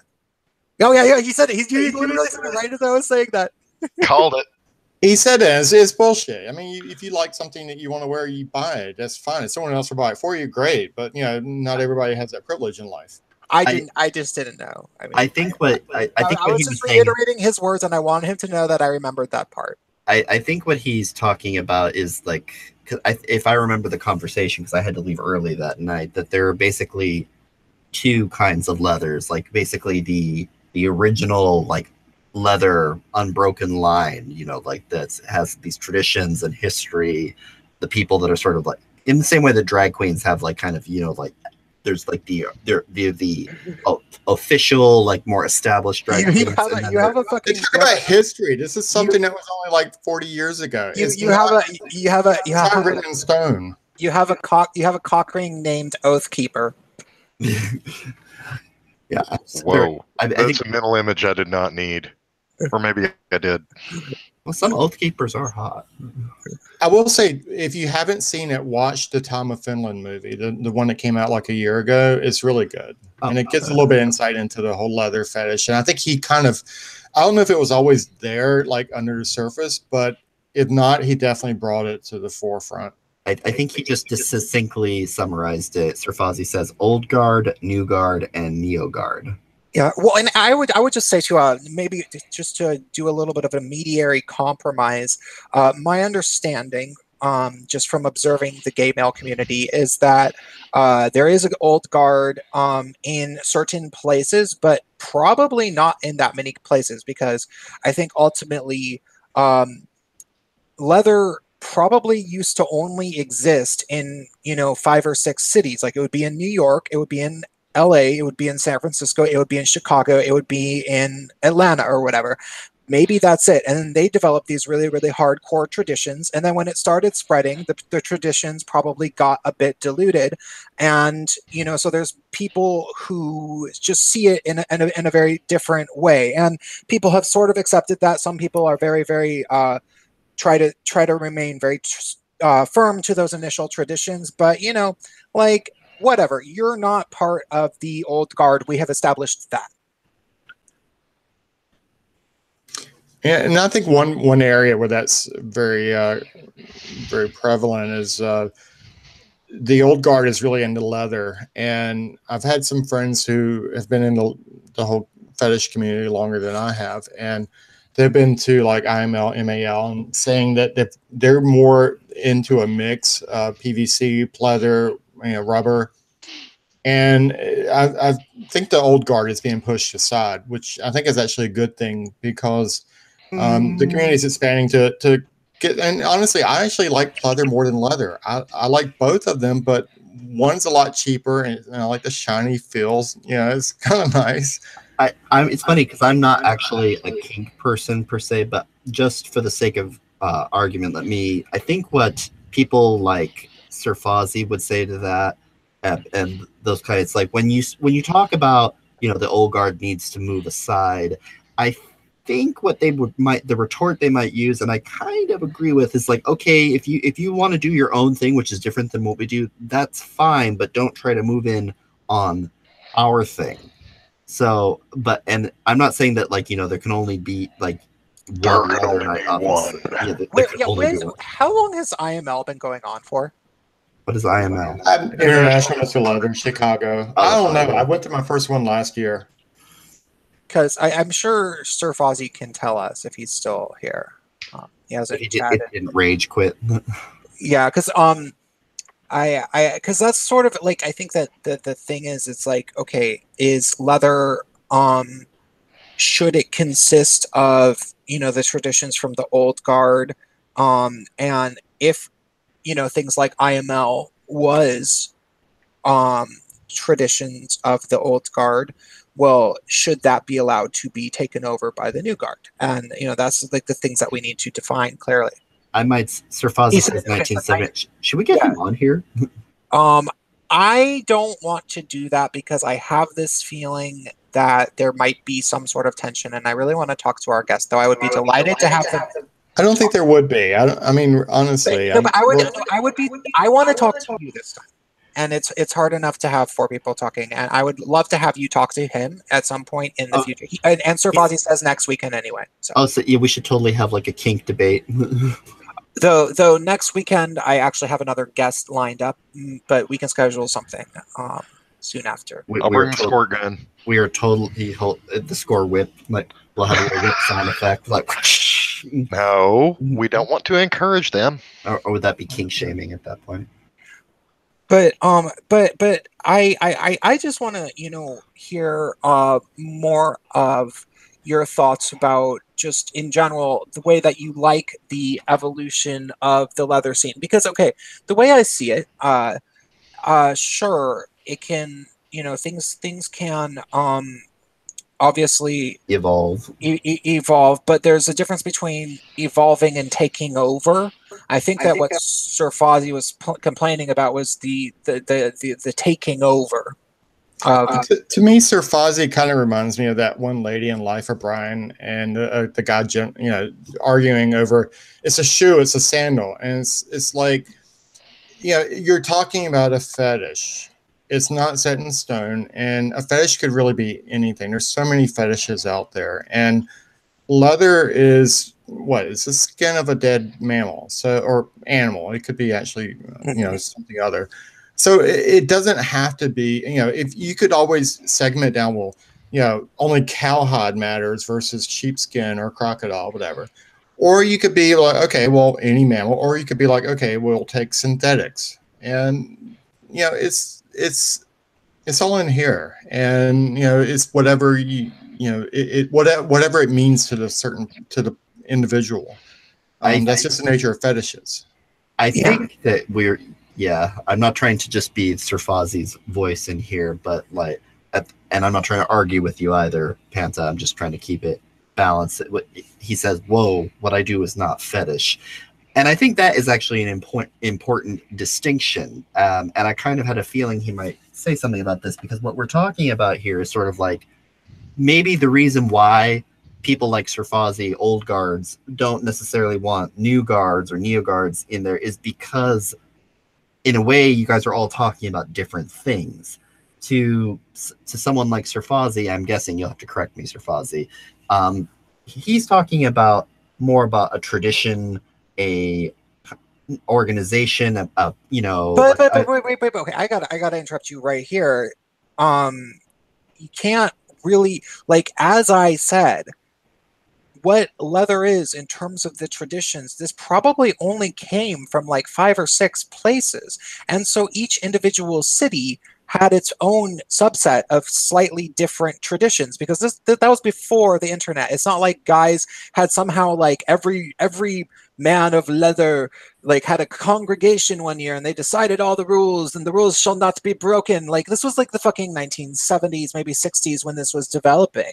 So I mean, all I'm saying is I think that they're approaching these from different places and have different ideas, like whether or not it's about a specific substance, a specific way.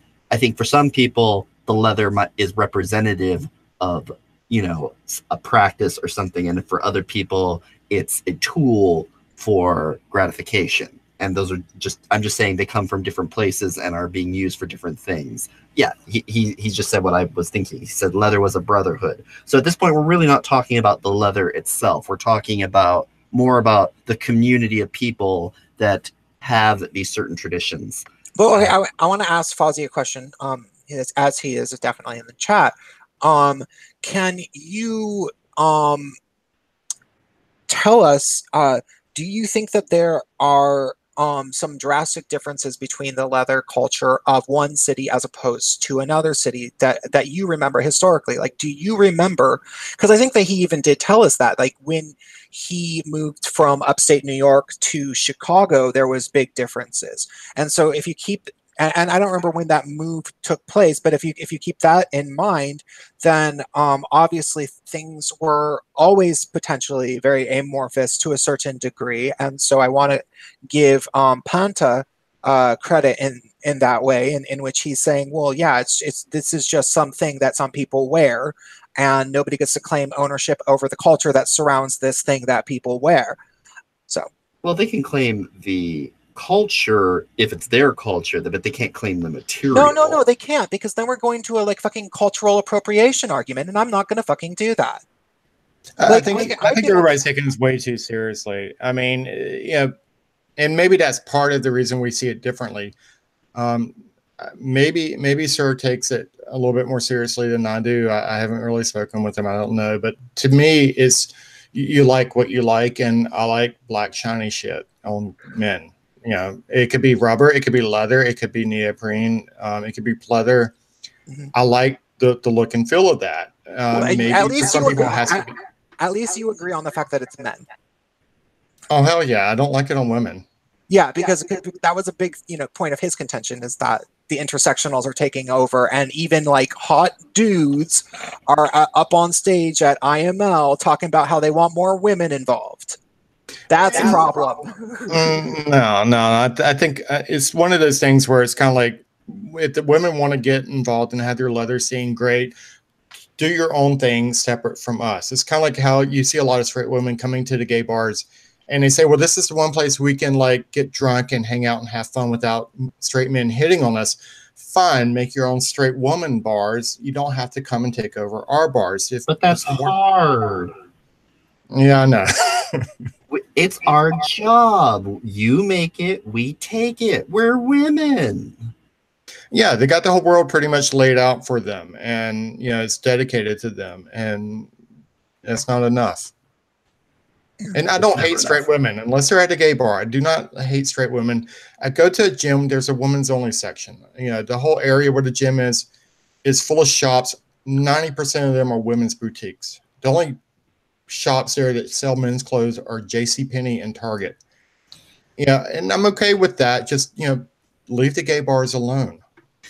Yeah, we definitely have to break this narrative that they're constantly pumping out, which is that any criticism or rejection of women is automatically misogyny or hatred of women. It's like, no, I can hate that women are at the bar without hating women, but we can't make that argument because immediately, like, they just start. It's the same thing with any typical SJW thing. The moment they hear anything which could be remotely misinterpreted, they'll just shrill really loud over it, like, and cry, "Oh my God, insert here." Like, "Oh my God, sexism. Oh my God, racism. Oh my God, phobia," whatever. Like, that's what they do.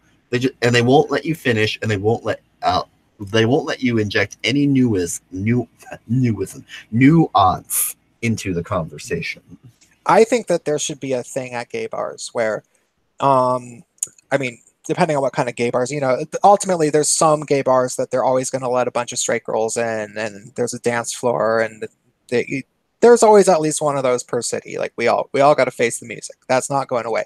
But if it's not supposed to be one of those, it's like actually for gay men, there should be complimentary purse check, but you have to fucking take a chip, and only 10 chips are handed out per night. And if no more. We could just do what the gay bars do in Russia. Because, I don't know if it's still this, but I was reading about this a while ago. In Russia, there is a disproportionate number of women to men because of Stalin and all the wars that Russia's been in. So it's something ridiculous, like 58 or even 60-40. There's just way more women than there are men in Russia, hence all this like foreign matchmaking. And so the gay bars, in order to keep from being overwhelmed, would allow and they could get away with this because it's Russia, they would either not charge men cover, or it would be very little, and they would charge women really, really high cover, like the equivalent of, like, say if guys got in for $2, they'd charge the girls $20 or $40 to get in. I would be fine with that. If we you're could there, call it the pink tax, so it would be an actual thing. Mm-hmm. Oh yeah, it would be an actual pink tax. Or we could also call it the tuna embargo.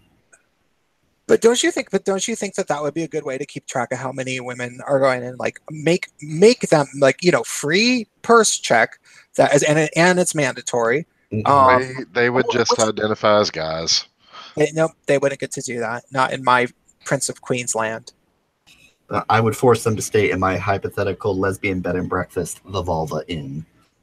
I planned this whole thing out with one of my coworkers once. Welcome to the Vulva Inn. Room service only serves omelets and fish. The pool is shaped like a pelvis. All of the showers have a red filter on it, so the water is always red. But we don't have hallways. We have tubes. Welcome to your womb, like, etc., etc. It was a terrible, terrible idea, but there's literally no limit to the amount of just terrible female stereotypes that you could make for a hyper lesbian bed and breakfast. It'd be a great place to punish gay men.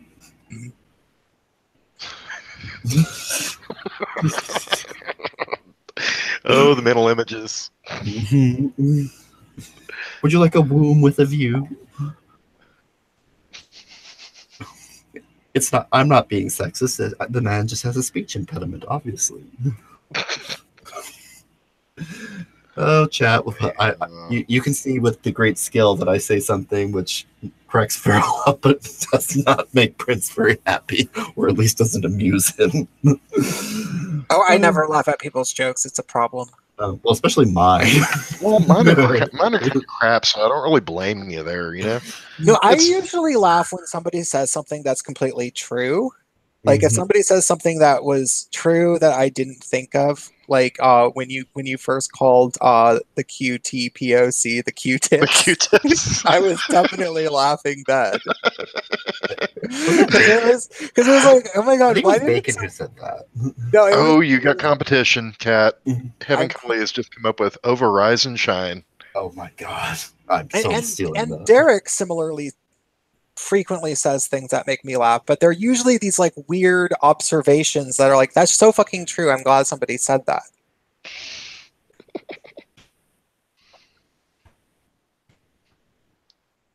So Panta, what's up? Not too much. Just kind of trying to stay awake. It's a little bit boring. Well, it's 1 a.m. It's almost 1 a.m. for me. So I've been up since 6:30 this morning. Oh, okay. I feel your pain. This is the first weekend I've had off in 2 months. Come on, just, energy drink, some crack, you'll be fine. I just had some Pepsi One and whiskey, Centauri whiskey. So alcohol does not help you stay awake.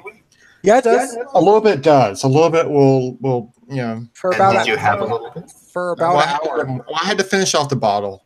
Yeah. And how much was in the bottle? It wasn't much, really. There's so you know how there's the how alcohol translocates itself into your blood into sugar in your bloodstream. Well, there's about probably a half-hour period that it takes for it to do that, and then you also get the sugar rush, and so you're looking at about an hour of feeling amped up, but from alcohol. I think it varies too. I think vodka hits you differently from whiskey. Oh, it takes a long time. Yeah, vodka takes a long time. Whiskey is quick. Tequila is quickest. Tequila fucks me up. I don't like As does this at all. Particularly if you eat the worm. I like worms. We all do. I prefer snakes myself, but worms are... Actually, no, I don't like worms. I like snakes. Well, you know there are two types of gay men, size queens and liars. Yes. Oh, don't even start me on size queens. All my exes have turned out to be that. Pisses me off. They only want you. I think he's trying to say something. So full of shit. I don't know. I actually don't. I want to, but I don't. So, Jason, where in the South are you from? Arkansas. I'm sorry. I like it here. It's not Mississippi. I've only been through there once, Little Rock, and that's about it. Yo, drove right by my house, yo.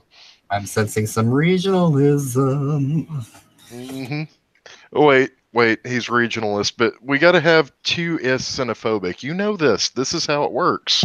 Are you saying that he's arxanophobic? Arxanophobic? I don't know. That didn't work. None of it works. It's all made up. It's just a question of whether black people use it on Twitter. Once black people use it on Twitter, it's real. Sounds legit. So, the whole thing about, with Grindr and other, well, I guess you don't see much on Scruff, which is really good. But the whole idea of if you don't aren't attracted to certain races or you're racist, and I kind of understand that to a bit, but it seems like at least half the guys I date are black, and to me, honestly, it does not mean anything. As far as if I want to date a guy, what race he is. You don't regard that as a stain on your reputation? No, but I've actually had some guys who said because I do tend, about half the guys I go out with are black. They think I'm only into black guys, which isn't true. You can't see my face, but that was just a really bad, racially insensitive pun, not an actual racist statement. For the record, Katz is black. Yeah. You're racially sexualizing them. You're fetishizing them. I actually have a date with the black guy tomorrow. It's kind of cool. Yeah. But we demand photographic proof to make sure that you're not just trying to say this for some sort of cultural appropriation, sexual cultural appropriation. I can send you a picture later. That might be sexual inappropriation. Is there such a thing as inappropriation? There is now. I'm a minority, so it's true. Well, there you go. But I can kind of understand why some people would be like, well, you like what you like, and you shouldn't be judged for that, because some people say, well, you shouldn't like someone because they're overweight or because they're too femme, and especially the part about being too femme. If you like femininity and you identify you're male and you identify as male, are you really homosexual if you really like femme guys? There's a very simple explanation or question for this. Like, do you accept science or do you accept feelings? If you accept science, I do, but if you accept science, then a man is a man, and a woman is a woman, and everything else in between that is either an aberration or a willful distortion. Even have to fucking. If you accept feelings, sorry, you don't even have to. You don't even everything is everything, and nothing is everything, because nothing means anything.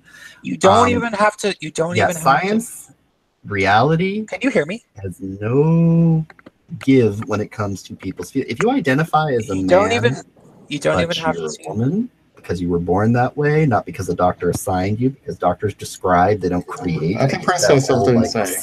Yeah, I'm trying to say something. Bureaucratic process. Okay. It's not a question of whether or not you. It's not even science that you have to fucking please. It's common sense. I mean, science would require some deductive reasoning or evidence or anything. Everybody knows the difference between man and woman. We don't need a scientist. My headphones cut out. Why did I get muted? Oh, because I was trying to talk for like 30 seconds straight. Oh, sorry. my headphones must have gone out, and I didn't realize that you were trying to talk over me. Oh, okay, yeah. No, I keep. There's only one way to settle this: to the cage, fight to the death. It would be awesome if we had a way to animate our avatars like actually fighting. Be like Dragon Ball Z, but gay. Dragon Gay Ball Z. QTIP. Incorporated. So I got a question. What exactly does queer mean now? It's just a political catch-all. Well, if you go back to look at queer theory, which is where all this mess came from, it was kind of like basically anyone whose sexual idea about themselves. And yeah, I did say idea about themselves. Well, this goes back to Michael Foucault, but it's all performance art. It's all from a performative standpoint. So basically, it's people doing it for attention. Oh, are you talking about like performativity? This whole idea that like everything is a performance? Yes, and I mean, I'm using their own words, to define it here, which they hate the whole idea of defining it, but even they couldn't help it at the very beginning of it. So basically, we had a word for that before. That word is histrionic. I miss that word. No one uses that word anymore. Oh, I use the dog shit out of it. Mm-hmm. I wonder if okay, but I actually have a whole video called "What Does Queer Mean," which it's one of my first videos, and I mean, I didn't go through the root of the queer theory book, but I did grow up with queer theory type people all around me, and I watched the evolution of queer used to be like some sort of in the 90s it used to be this reclamation of a slur to include everybody who was LGBT during a period where we felt as if maybe we were still. I'm gonna have to mute you because I'm being driven crazy. By the echo. It's the echo. Sorry, is it? Now you're talking, but you're muted because you can unmute yourself. It's just that when I'm trying to talk and your thing is on, it echoes and it's horrible for me because there was there used to be a purpose in trying to shorten the LGBT thing in the 90s when we actually had political, like shared political goals. And so we got used to calling ourselves queer, and that was fine. And then the shared political goals went away, and now it's like, if you don't call yourself queer, that means you're in big trouble. And by the way, the majority of people who are calling themselves queer are not homosexual. A probable majority of them are just like transgender straight people, and more gay people are trying to be like not make a big deal of calling themselves queer anymore, because ultimately it's really just a political label, and we all know what that political label is. It's feminist. Truth. I mean, my knowledge of them is almost strictly what's the word? I just had it. Basically, I've read about it in books, but you've actually been around them, so. Oh, the queer people. Yeah.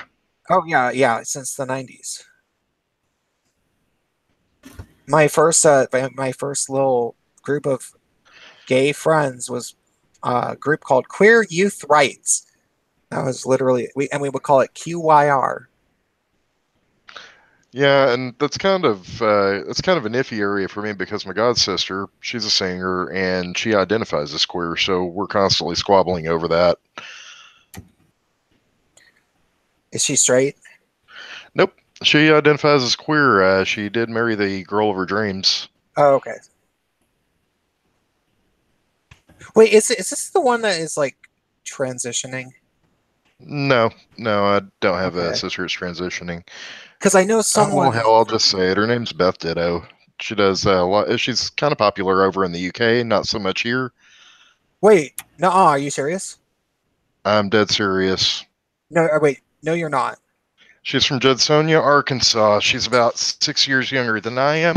I grew up in the same house. She was in the band The Gossip. Yes, I know her.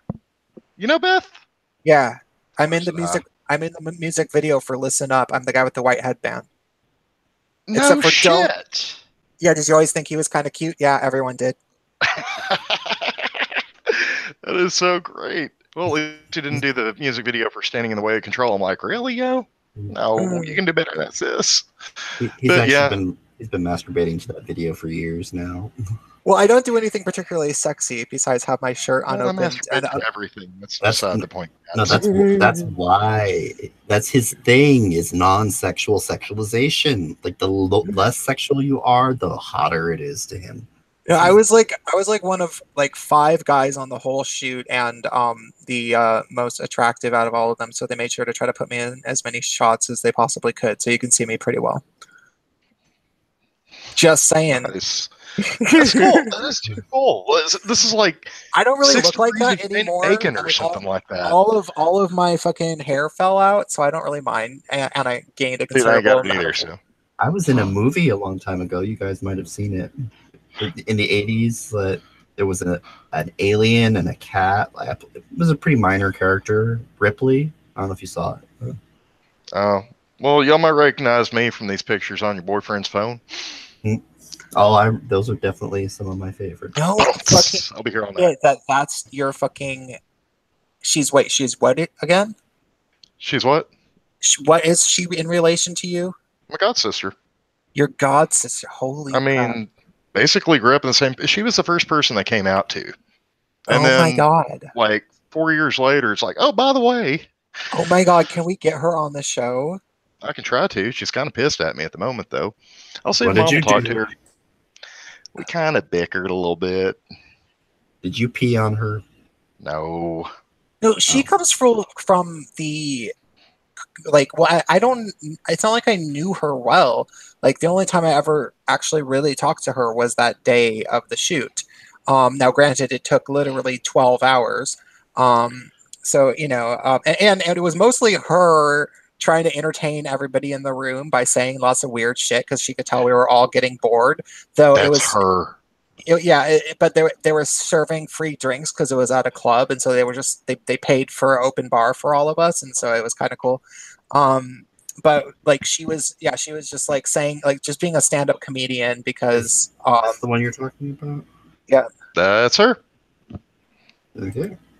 Yeah, she found out that I recently switched sides, and she is not pleased with this. Ah, she's one of those. Mm-hmm. Yeah, But I think that we could see. I haven't exactly switched sides, and if you were to say that, well, no, I'm kind of the outlier of the group. yeah, and if you were to say that there was this guy that was in your music video, and I, from These the are Pacific, Switzerland. from the Pacific Northwest, and blah blah blah blah blah. I think that would be a worthwhile thing. That would be so interesting. Until she finds out that you're just like a Milo clone or something. Except for I'm so not. I know, but that's what they're gonna. I'm saying they're going to say that you are. That you're like some sort of for like God's sake! You're some sort of alt gay. I'll tell you what. I'm supposed to call her mom here, in the next couple of days, check in on her, see how she's doing, because she retired recently. So, what the hell? I'll float the idea. If she bites, she bites. What if she actually bites you? It will not be the first time. Oh, okay. Interesting. But yeah, if anyone wants any, like there's definitely like these moments in which I bring up the fact that I used to be pretty cute when I was younger, and I sound like a little asshole every time I say it. If anyone wants any proof, the best proof to add evidence to this is that I'm white headband guy in the music video for the band is called The Gossip. The song is called Listen Up. I'm white headband guy. That is literally me. Now, weren't you also someone named Dylan on this one website? What was it, Sean Cody? I'm not quite. Wait, is Dylan? Is he the one I'm thinking of? I don't know. There's a really hot one named Dylan I saw on there the other day. Well, if I watched, is he the really ripped one? Actually, I just picked that name. I think he's one of the early models. Oh, I was thinking of Brandon. Brandon's the one that I always wank to. There is that one Sean Cody dude who was straight but did a lot of gay porn, and then he got arrested for like trying to kill someone. That was interesting. Oh yeah, and there was also the Michael guy that does Michael Hoffman. No, the Michael guy that does the photos of the really hot guys, the really artistic ones. I'm trying to think of his last name, but one of his was like robbing banks and shit, which just kind of made him hotter. So. No, we are such bad boy chasers, the gay men. Oh, you have no fucking clue. Mm-hmm. I mean, I don't just want a partner in life. I want an accomplice and an occasional alibi, No, and the funny thing about the music, people are looking at it in the chat, they're saying, the funny thing about the music video for Listen Up that I'm in is that, there's a certain point where I was like actually drunk, and like sitting at this table with like 3 or 4 girls that are like kind of chubby, and you can see I was like telling them a story and shit, and you can see me like doing the limp wristy, like if you imagine what I would look like when talking, you get to see that in this video. Like you don't hear my voice, it's the reverse of the Gaytriarchy. So it's Listen Up what? It's called Listen Up by the band The Gossip. I gotta see this now. It's funny, even though I've known you now for almost a year and I actually know your name, I think I've seen you for all of like 10 seconds. That one time you accidentally video chatted me. It was so long ago that I just forget about that. There was this international music video that I was in. I just forget. So. Well, I think we can all say, no, wait, we can't. Well, what? I said, well, I think we can all say that, about forgetting we were in an international music video. Oh, okay. Wait, no, we can't. Yeah. It was, okay, sorry. You know what? We should really get back to talking about our guest because he's staying awake for us for a little bit. Most definitely. So I just changed the microphone to the webcam instead of a separate microphone. Is it any better or worse? It's a little bit worse. It's not echoing, yes. Which is an improvement. Yeah. Okay. So keep it on the webcam or... Yeah, stay okay. Like this. Keep it on the down low, yo. Okay. Do we still say that, or is that cringy again? I don't know. I think it's always been cringy. Yeah, it probably was. Why did you bring up your like, let's go back to having her be your god sister. Like, why was this person brought up? I'm trying. Oh yeah, she identifies as queer. Oh yeah. Well, as far as I remember, she was like that. Like, she actually mostly dated women and hung out with cool people that, like, I don't have any strong memory of. I'm sure she would identify as a feminist just by proximity to like all sorts of people, but she also wasn't like all super PC. I mean, she was body positive, God, no. but she was body positive, but that was probably about as far as you go, you know? To be fair, though, it's not exactly difficult to identify as much of anything, because identifying as something isn't the same as actually being something. You can identify as literally anything. It's only when people actually ask you to demonstrate that you have any real connection to it that it becomes complicated, assuming you aren't actually doing it. But I mean, I could identify as a feminist if I wanted to. It would only be in talking to me that you would realize that, oh no, he's about as far as you can get from being a feminist. But identifying as something is not difficult at all. And people use it all the time in conversation because they think it's social shorthand. I don't remember queer being anything, identifying as anything other than gay until after 2000. I mean, I remember in the 80s, it was just another word for gay. And in the 90s, I don't remember it being anything different. It was sometime after 2000, it became, it changed its meaning to something different than gay. Well, that was my observation here, too. I'm just saying the writing goes back, I think, to the 90s or so.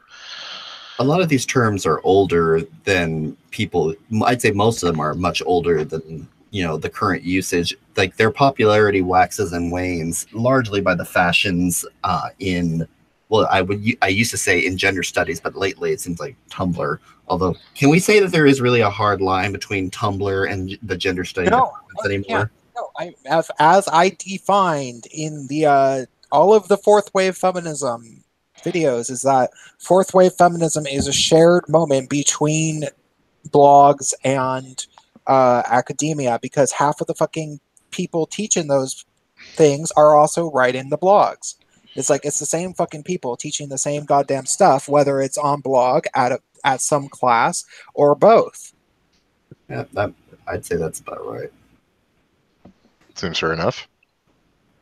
Okay, I just watched that video and I apparently wasn't paying close enough attention because I couldn't find you. Oh yeah. Well, no, it's not like I'm in every shot. you have to watch again, pay close attention. I'm white headband guy. Prince is all up in there every time the cameraman would be like, "Over here, bitch! Move!" They were literally they were the ones putting me in the shots. There's this one particularly pretty girl, and there's me, and they kept putting us both in as many shots as possible, and it was actually noticeable. Like, they kept having me like move, and it was this thing where I was with this girl who's not attractive, who was my really good friend at the time, and it was like an issue that they kept like separating us. Oh, goodness. Was the lead singer? So it's Gossip by Listen Up. The Gossip. Other way around. No, yeah, the band is The Gossip. Oh, okay, maybe that's why. I was like, I don't see anything. I don't see anyone with a white headband. Okay, The Gossip. Okay, Google doesn't like you. It keeps bringing up Gossip. Yeah, I'll anyway, unimportant. Yeah, it's fine. I know what you Just look. amusing sideline. Is it amusing? Is it? I think I see you have black hair. I have not. You have black hair in the video. My hair is dark. She has black hair, as I remember. It kind of looks like black hair. It's dyed. No, my hair was not. Wait, maybe it was. Hold on. Maybe it's your monitor. God damn it! Now I have to watch this fucking thing again. Oh no, Katz, what were you saying about you being able to derail things? Obviously, my power has begun to spread. No. It's like 2 minutes, 57 seconds. Yeah, if you've watched this before, Penta, you know I've mentioned many times, like, if this was X-Men, my mutation would be was conversational derailment. Maybe I might have had black hair. I did dye my hair black sometimes around that time, and I also did lots and lots of substances, so I don't remember it that well. Yeah, close I enough. see the guy in the white hat, but I don't see the guy in the headband yet. I don't see any. I can. Okay, I Check actually 2 can't. minutes, 57 Oh, seconds. that's like the bartender. Yeah. Yeah. Well, we haven't lost. Well, we lost some people, but Okay, you guys, we should really like talk about stuff because I don't want to fucking bore the audience by like. don't you guys want to know about this music video that Prince was in ERL? Oh, IRL, ERL. Yes, I was literally the one with the beard.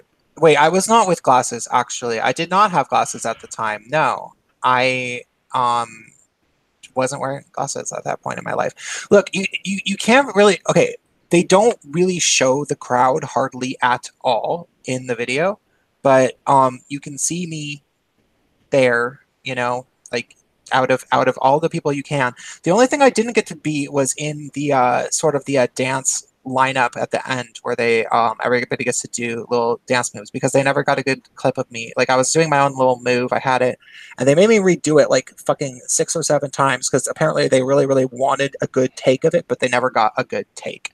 And that's the only thing. But other than that, you can fucking see me at least at probably 3 or 4 different moments. And there's only one other extra that you can really see at least 3 or 4 moments clearly. So that's the end. We're not going to talk about this fucking video anymore. We can only talk about the video. That's like thinking of that's like saying, let's not think of a monkey trying to hump a football, you know? I mean, that's... Or like, what is it, pink elephant? Like when you say pink elephant, you can't help but think of pink elephant. Yeah. So what is your favorite music? We can certainly say what we're going to talk about.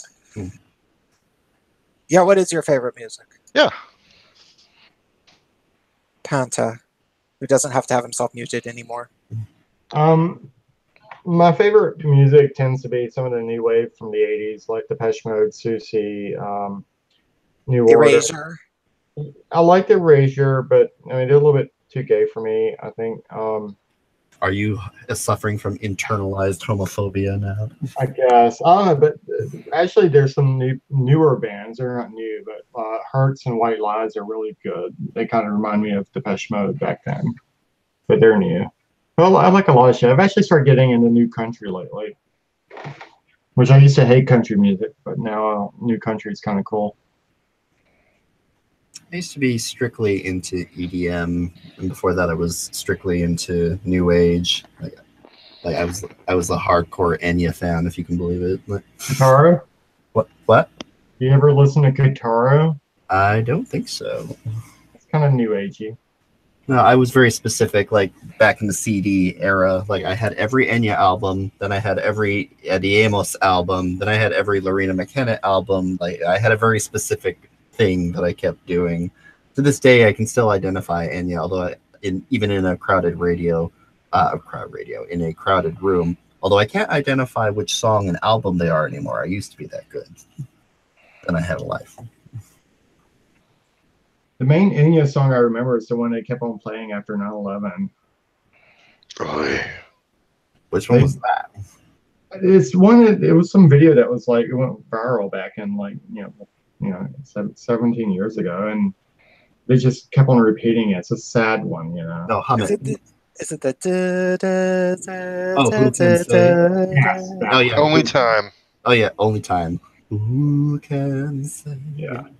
No one knows my lyrics, but they like. And now it's been used for other things that are not nearly on the level of 9/11, but to kind of exaggerate it, you know. Oh, it keeps coming back. Like Aiden Paladin did a version of "Who Can Say" about Mundane Matt. I think she called it "Only Toad Can Say" or something. It was actually one of her. Every once in a while, she'll do a video. Which he should do one about her. That's who can change their story so many times when she talks about kraut. Anyhow, we're not going to talk about that anymore. Who can say what topic will flow on the Gaytriarchy? No, I'm singing on the inside, okay? Does that count? Is it singing or bubbling? You just ate some heavy fried food, didn't you? That's not music. That's poison. That's the only food there is. As far as music goes, I mean, I like both kinds. We got country and western. No, I'm kidding. Is there literally supposed to be a difference? I think there was at one point. To be honest, I really don't listen to either of them. Well, what they have EDM now, and stuff. No, there is actually a thing now where they have Western, they have country, and then they have Americana. And that's not music. That's coffee.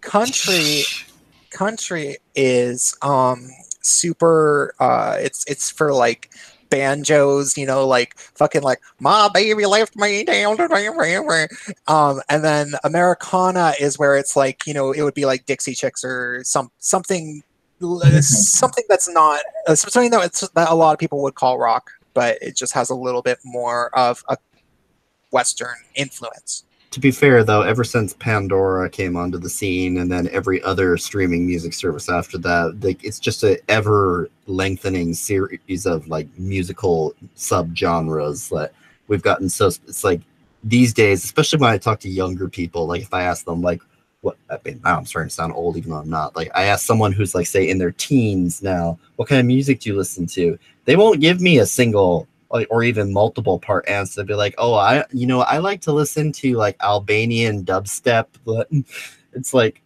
there's just too many adjectives, too many layers of description. Like, I like to listen to like late 90s like Jamaican retro acid jazz.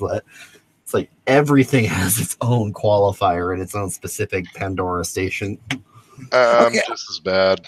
So I think that I have a better, more pointed question that would be better for the audience. Panta, if people have not seen his video yet, he was cool enough to make a playlist, a video for the GGTOW playlist. And his channel's in the description. Yeah, but he did not go ahead and proclaim himself a GGTOW, which granted I didn't either, so that's no real problem. But I would like to get his I want him to talk a little bit and maybe sort of ask some questions, because it sounded like he wanted to do that, and he we didn't let him speak enough, or he didn't know how to assert himself enough. So yeah, let's hear it. Okay, so as far as GGTOW goes, I'm kind of on the border. Although I'm leaning more towards leaving, just because I think that as far as the left is going, especially in Europe, but to a lesser degree in the U.S., I think that they're kind of seeing they're kind of seeing more Muslims coming in, who tend to have more homophobic views on average, as well as in the U.S. more so. More of the Latin American community, they tend to be more conservative and Catholic. And so you had those two groups, and again, being a very small percentage, 2-3%, it's not like we have a lot of sway. So I can easily see the Democrats, and I already see them doing this, pushing us aside for the Catholic immigrant as well as the Muslim immigrant population. So I kind of don't think that there's any reason for us to stay kind of linked to the hip to the Democratic Party. I mean, I will probably still vote for them for the most part, but I'm going to keep my eyes open to if there's a moderate Republican who runs in a Senate race or Congress, whatever. Or maybe like stays president of the United States of America. Okay, so Trump kind of worries me because he's a little bit unhinged. But overall, for the most part, I like some of what he's done. Some of what he's done I don't like. I don't know. I voted for Hillary. You think that Trump is anti-gay? No. Okay. I think Trump really doesn't give a shit about gays one way or the other, which honestly is pretty decent with me. But I do think he would throw us under the bus to garner support from the Christian right. I don't think so, honestly. Like, I think Trump his whole thing is about being sort of like just the common, your every American. And the truth of the matter is that the overall American zeitgeist has shifted like with the younger generations in particular, I pretty much cemented this. The idea, homophobia, actual homophobia, not some watered down, like, oh my God, heteronormative, like actual, like, I don't like fucking faggots. Like, that kind of thing is just not, Wait, it's say that done. again. That kind of turned me on. Probably.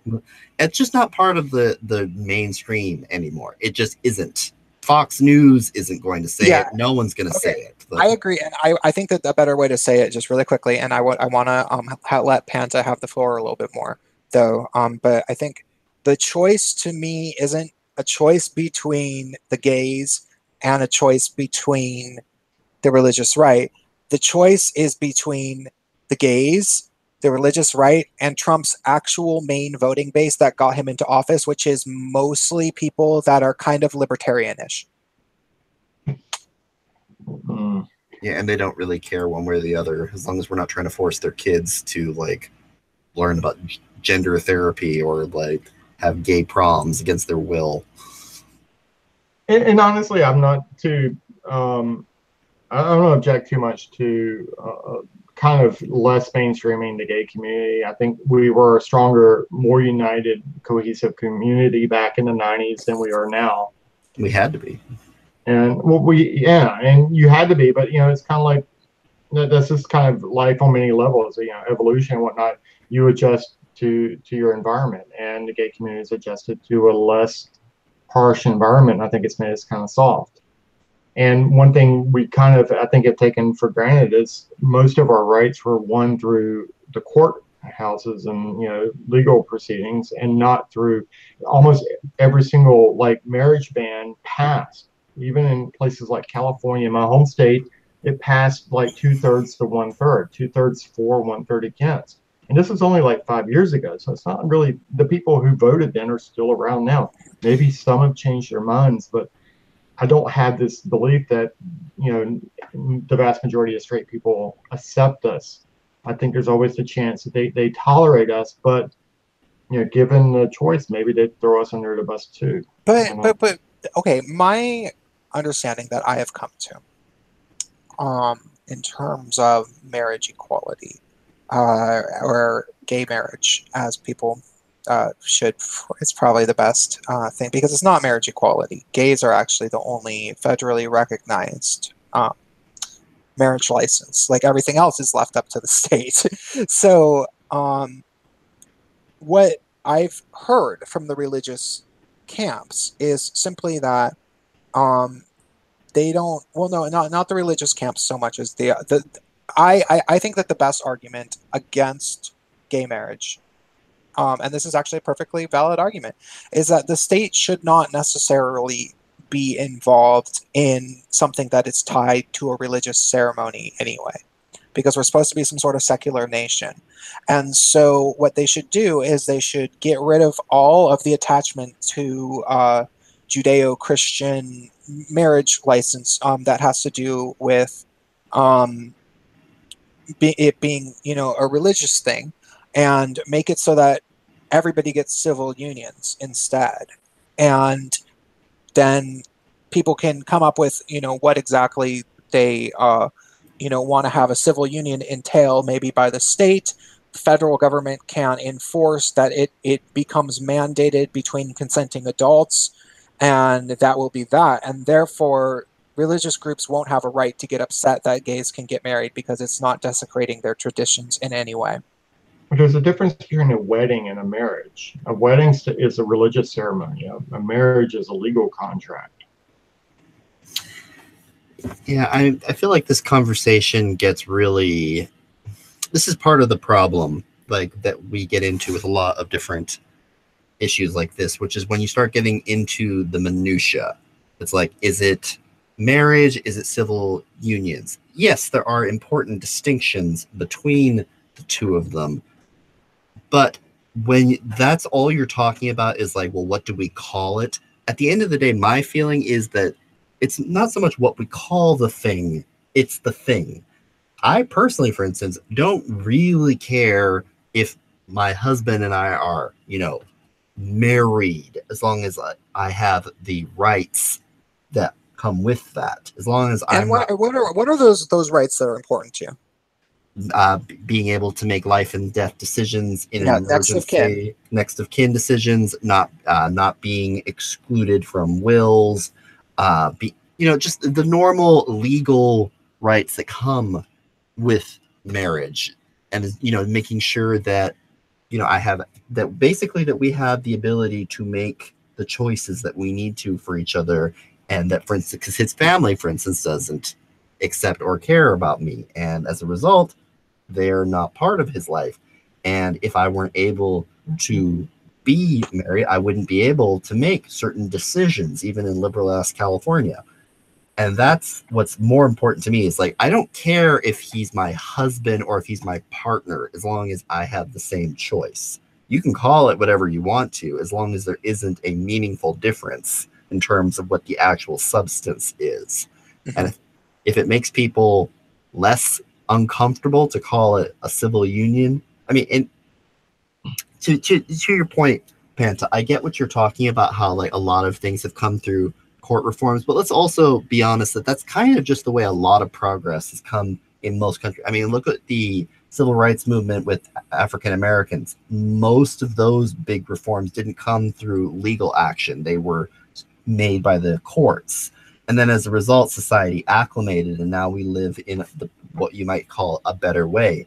And I think that's what's happened with gay issues too. It's like, yeah, the courts ended up striking down a lot of things that people made bad decisions, and the courts struck some of them down because they weren't in keeping with the actual spirit of the law. The law was always on our side. It just wasn't being properly interpreted, and people can make bad decisions. But it's just a question of making sure that that it is in fact legal, and society has changed. I think that ultimately, basically, there should be a legal, like a template of a legal document that is easy to be obtained between consenting adults, that make it so that a couple has the same rights, and that should really be all that there is to it. And I think that there's an easy way to do that without upsetting the religious people. And I can fucking promise you guys that I used to talk about that when fucking the Iraq War first broke out,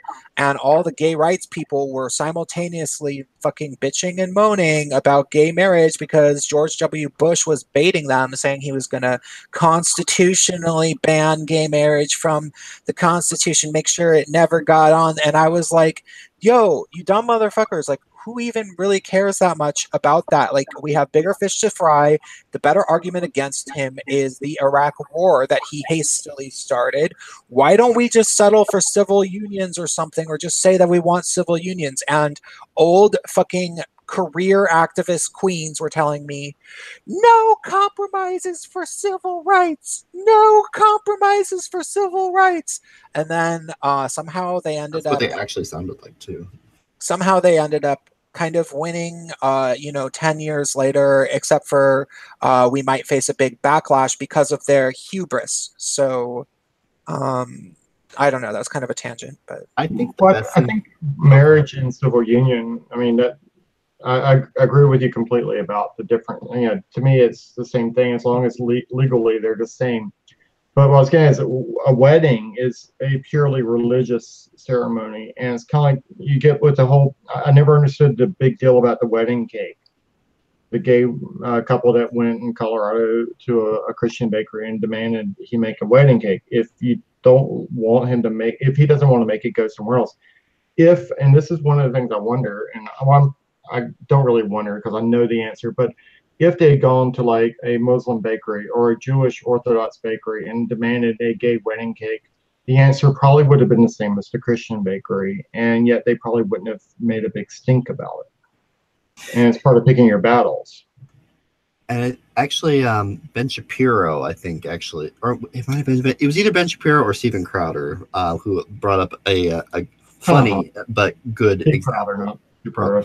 Where he was saying, like, okay, take away like the wedding cake thing. Like, say like if you went to a Jewish artist and you asked them to make a hero portrait of Hitler, or like a concentration camp, and they said no. Like, and I'm not saying it's a perfect example, and I probably butchered it, But basically, the idea is there are, in creative things like this, there are going to be things that people won't necessarily want to do. And if it's a non-essential service, I don't know. I just feel What if like you go to a gay bakery and say, hey, I want a pro-Trump cake, or I want an anti-gay marriage cake, and they refuse, would the left support the pro-Trump people or the anti-gay marriage cake people in their right to sue the gay bakery? I would say they would they have no principles, because remember when that gay coffee shop owner ejected the I don't think they were even Trump people. I think they were pro-life people that had been out in the neighborhood, and they weren't doing anything in the shop, but he kicked them out. I don't remember that, but it didn't. Well, it's been memory hold, as you would say, like, because it wasn't really. It was only being talked about on a certain side of the internet. It was not getting on CNN. It was not, because it didn't play in well with the story. It's like, okay, does this guy, like this flaming queen, comes out and gives this really long, very inarticulate speech to them, because they said, like, he tells them to leave, and they're like, well, why? But he's like, well, because I've seen what you've been doing, and you're like, this is our place, and we don't want you here. And they said, okay, well, we'll go, but we just want to be clear. So you're kicking us out not because we've done anything wrong to you or anyone else, just because you disagree with our politics and you don't want to do business with us because of it. And I thought, God, that's really screwed up, and no one's going to talk about this. And no one did. How long ago was that? A few months. Oh, okay. Maybe 6. I don't know. I mean, it really did not make a lot of waves, but it perfectly illustrated the fact that the left, unfortunately, has no real conscience. It's not about consistency. It's about sides. It's about tribalism. It's about a narrative. If it doesn't fit their narrative, they ignore it. If it fits the narrative, then they broadcast it. Even you see this a lot on the BBC and other websites, CNN, where they focus on one person's negative experience. And I have plenty of Facebook friends that will repost this shit over and over every single day. And I try to tell them, okay, there's 7.5 billion people in the world. There are hundreds of billions of interactions every day. Some of them are going to be bad. And it's not necessarily everyone that's bad to, like a person of color or a gay person or a woman, that's going to be racist, homophobic, sexist. But if that's all that you consistently show on your news website, you're going to create this narrative that these people are under assault and something needs to be done. I think that's what's one part that's driving the left, is they have these cherry-picked examples, anecdotes that are put out every day, and they're like, okay, see, and the thing is, they don't look at the huge, bigger picture. Yeah, I mean, one of my least favorite things that a lot of news organizations have been doing lately is where, like, going to tweets of just random people as if it means anything. I mean, yes, in theory, anyone's perspective is potentially valid, but at the same time, it's like, okay, this is what we're at now. It's like, you give me a little bit of information, and now you're going to just read whatever some random people think about it, and probably not even with any context.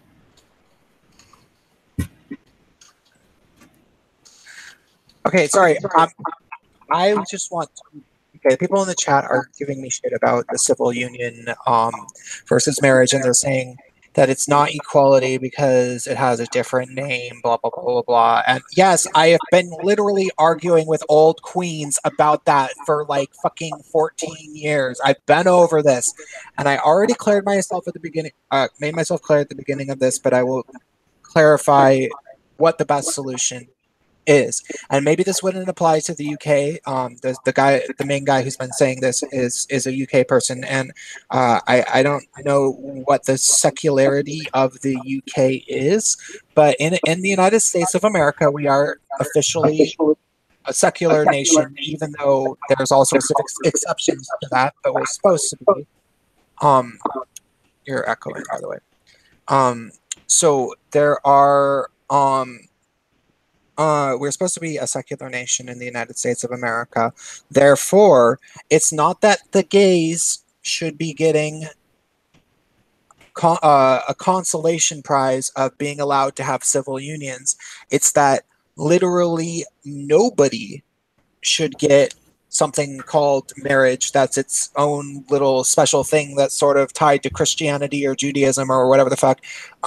Nobody gets that. Literally everybody gets a civil union, and then you get to attach whatever fucking religious thing you want to attach to it on your own time. And if there's any sort of dowry or something that's going to be associated with like your own religion, then you get to tack that on your own self. Because I don't know, maybe in some countries they still have that. Like maybe if you go to parts of the Mideast, there's legal obligations that a woman or a man is entitled to part of the woman's father's wealth or something, like maybe that's actually within the legal contracts there. Well, what we should have in a secular nation is civil unions where, next of kin, things about will, that's what literally everybody gets. And then if you want to fucking add on any sort of other thing, you worry about that on your own time. And that's the argument. It's not about giving gays the consolation prize of civil unions to make up for the fact that they don't get the whole shebang. It's about literally everybody gets the same thing, and then you can call it what you want. Yeah, and to say what I agree, to say what I said in the comment also, just so everyone can hear it, like I think this is an issue that we get into all the time with anything that relates to activism, is an obsession with nomenclature and labeling. We need to worry more about the substance of a thing, not so much what it's called or specific terminology. Yes, sometimes terminology is important, but this will be controversial, but I'm going to say it anyway. So it's like the debate, the very first Gaytriarchy, the debate that Space Pan and I had over circumcision. And I'm not opening that can of worms up again about what I think or anyone thinks about that. All I ever really said about it as my main point was that good or bad, it was not something that I felt men's rights should be obsessed about. Because there are bigger fish to fry. And I feel like when we get stuck in these things about, is it a civil union? Is it a marriage? Is it like or wedding cakes and things like that? We need to worry about the big issues. We need to have priorities. And I feel like whenever we get stuck in these sort of like clickbaity, very kind of like this word or that word issues, we just end up getting stuck in a loop and we never actually make any real progress because we become obsessed with the minutia. It's like a great example of Monty Python. Oh my God, I was about to say the People's Front of Judea. Yeah, well, not just that, but you remember when Brian was captured by the Romans, and the first thing that they had to do was call a committee meeting to like decide what the committee was called and like what all of their actions they were going to do. It's like, you know what, you have to, yes, calling a thing by its name is important, but sometimes being aware of what the problem is and actually coming up with a constructive solution is more important than having the correct name or the correct label. Yeah. It's like, I'm sorry, like, and it is already resolved. Do I want to live in a world where I'm breathing literally artificial air, right? Like, let's say that somebody started manufacturing artificial air and somebody said, oh, should the whole world be composed of artificial air? No. But if I'm about to drown, give me a fucking trash bag of that shit, okay? I don't know if that's an appropriate metaphor, but like, like ultimately, we have a little bit bigger fish to fry, and if we're gonna get a pragmatic substitute for like what some guys do need, like civil unions, and like it doesn't really matter what we call things, and like, yeah, it would be a shame if straight people got marriage and we got civil unions. Yeah, that would be a shame, but like ultimately, if it's going to lead to gay marriage getting overturned entirely, I would prefer to just take the fucking civil unions back, when that was proposed. And it just is how it is. Like, you got to choose your battles. One of the reasons that I really started feeling strongly about GGTOW, for instance, was because I became worried that gay men were being associated with the increasingly crazy things that LGBT is associating itself with, amongst other things. Like, for instance, like I I'm just a pretty regular dude. I really don't have much of anything to do with gender deconstruction, with pronouns, with, you know, fluidity, well, fluids of any kind, really, except in a medical capacity because I am a nurse. And let alone this ultra fringe of the pedosexual heart progress stuff, which is, I'm not 100% on how legitimate the people that seem to be trying to attach it to the movement are, but it seems like there are, the fact that it's being talked about and there are a few people being just loud and complacent enough for it to even be vaguely associated with us is one of the big reasons why there's GGTOW, because I want to dissociate myself from this madness. I agree. That's a hill I would die on anytime. Let's get back to Panta's thoughts about GGTOW.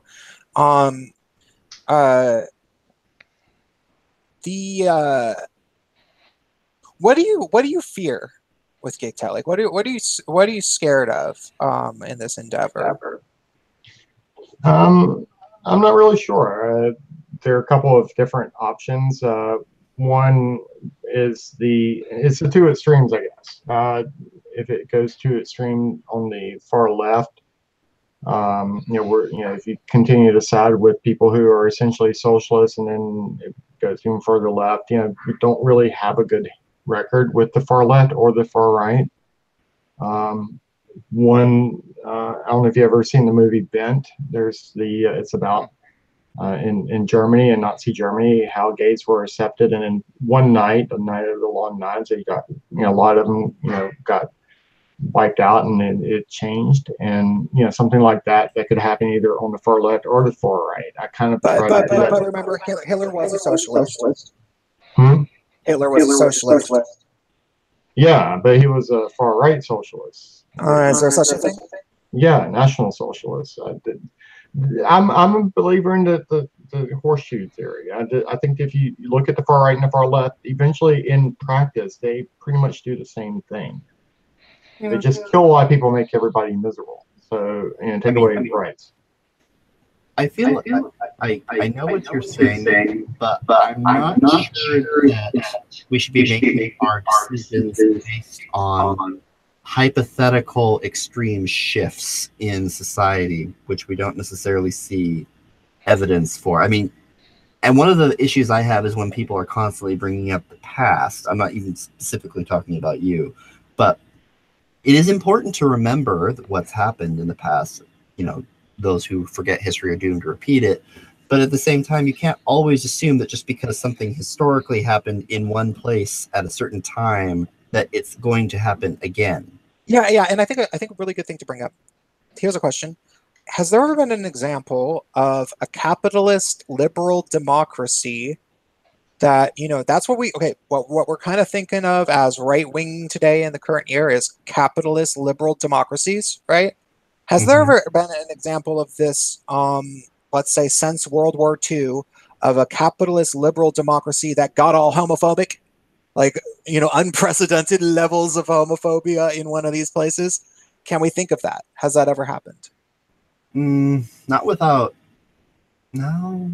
I mean, here's the thing, when you talk about, Thatcherism, and British people, feel free to correct me because I'm not actually British, but I know that Margaret Thatcher and her government was not exactly super pro-gay, but here's the thing, England was never exactly extremely pro-gay. A hands-off approach, and then going to a, no, we don't like that, is not the same thing as, say, our society, which is saying that, okay, we're all more or less equal, and then deciding, oh, wait, no, we don't like you anymore.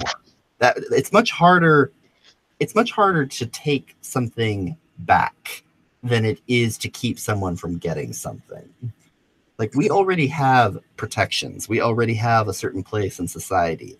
And no matter what happens, it's going to be much harder for people to actually push us down than yes, they can talk all the crap they want. They can complain. They can, say this, they can say that. But as far as actually taking any kind of discernible, legal, or group action against gay men as a group, it's not going to happen. Someone will challenge it. And, you know, it's true right now we're pretty low on the totem pole, but if there was an actual credible threat to gay men, it's we are still more than capable of defending ourselves.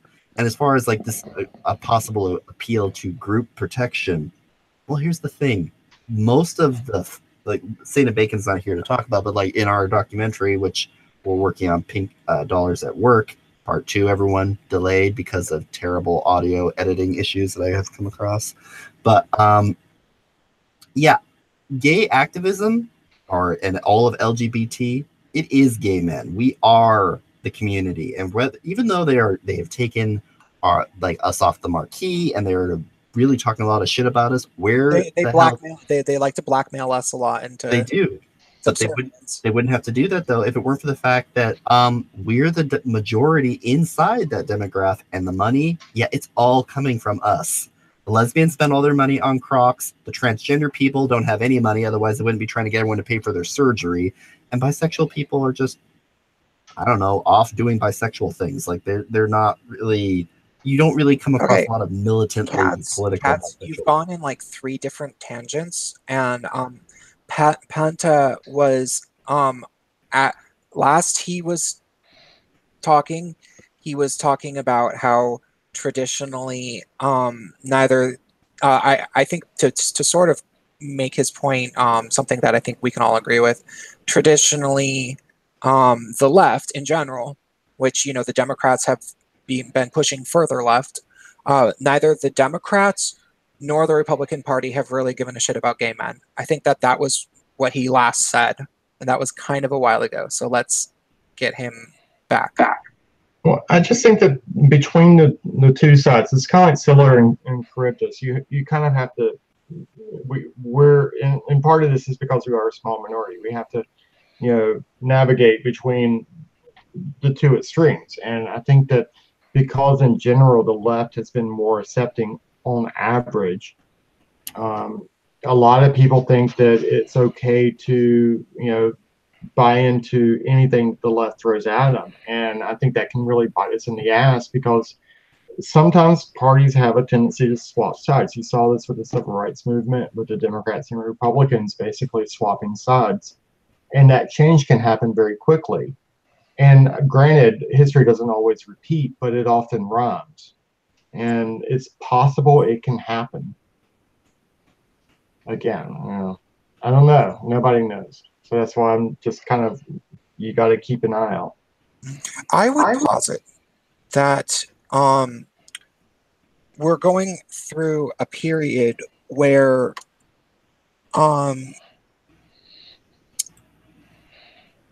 the Democrats are going far left, and what we're waiting to see is how much of a inherent attachment the religious right will hold with the Republican Party, or if the religious right will be told, hey, you guys, we're not going to pander to you anymore because we don't necessarily need you. See you later. Maybe the Republican Party will tell them that. Like maybe it will turn out to be more of a burden to try to pander to the religious right than it would be to not. And so the Republican Party will no longer be inseparably tied to Christianity in the way that it used to be. Cavalier in UK Skin, sorry, I can't talk, brought up an interesting point about that we may want to comment on, is that as long as Islam is a significant part of the conversation, then conservatives will probably be using us as an important conversational point, because Islam is so inherently homophobic. And because Islam is only becoming a bigger and more prominent part of the conversation as far as the conservative politics go, because of increased immigration and all the issues that are going on in the world, like, say, the collapse of Western Europe as a result of it, it's likely that the Republicans and other conservative groups may be interested in using us as a convenient seg piece into that conversation, because as long as they're pro us, then they have shielding against the racism accusation. Wait, how do they have shielding? Because we make a great retort, because if they say you're you hate Muslims, like, no, we're pro-gay. We don't want them to hurt them. The gays are lower on the totem pole of oppression than Muslims. Yes, but no. The gay. I'm not talking about for the liberals. I'm saying the Republicans I just don't see how that protects them from the racist allegation. I just feel like we're going to be part of the. I mean, nothing really protects you from the racist allegation, but I mean, it just seems like we've become more of a Republican talking piece as long as Islam is going to be a significant part of the conversation. That sort of guarantees that we remain part of the conversation, because I think to some degree we're always going to be a useful pawn. I mean, we're not a large enough demographic to command the type of respect that large numbers would have. Yeah. Well, and we don't reproduce. Like, I mean, when I've tried.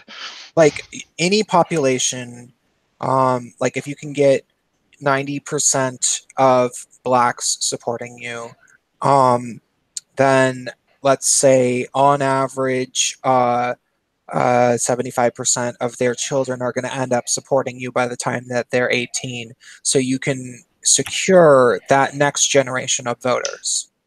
Well, you can't do that with gay men. There's no real incentive to get all the gays on your side to secure an entire whole generations worth of voters. So their promises to us are ultimately always going to be very short term. Mm-hmm. And I think would be wise to always remember that and not tie in with one extreme or the other. Oh yeah. If the feminists taught us anything, it's that, we have to be strong on our own. We cannot allow ourselves to become victims with protectors, because our protectors will eventually turn on us. So we have to protect ourselves from any and everyone. Yeah, the second they no longer feel like they don't get anything out of protecting us inherently. They only get the only trade-off that they get for protecting us is how good they look in the eyes of the other people observing. That's the only fucking thing they get. So once it stops being favorable amongst their other people that they care about pleasing to protect us, then we're done. So in terms of right now, they mainly care about impressing the feminists, and feminists have started to not really like us, and so yeah, they just don't know us. So I will say that I should. Oh yeah, you have to get going, and we're about finished. So I probably should have brought up the GGTOW thing earlier, so that we could have gone over it more. But I hope that you enjoyed your first live stream. Yeah, it was really nice, and I to the last point, I completely agree. I mean, I don't want us to become useful idiots. I want us to take care of our own and focus on our own, because nobody else is going to focus on gay men except for gay men. That said, we can look at the bigger picture, and we should, but ultimately we have to keep our compass geared towards gay men, and not blindly say, well, these people have always been our allies, or will always be our allies. That's not going to happen.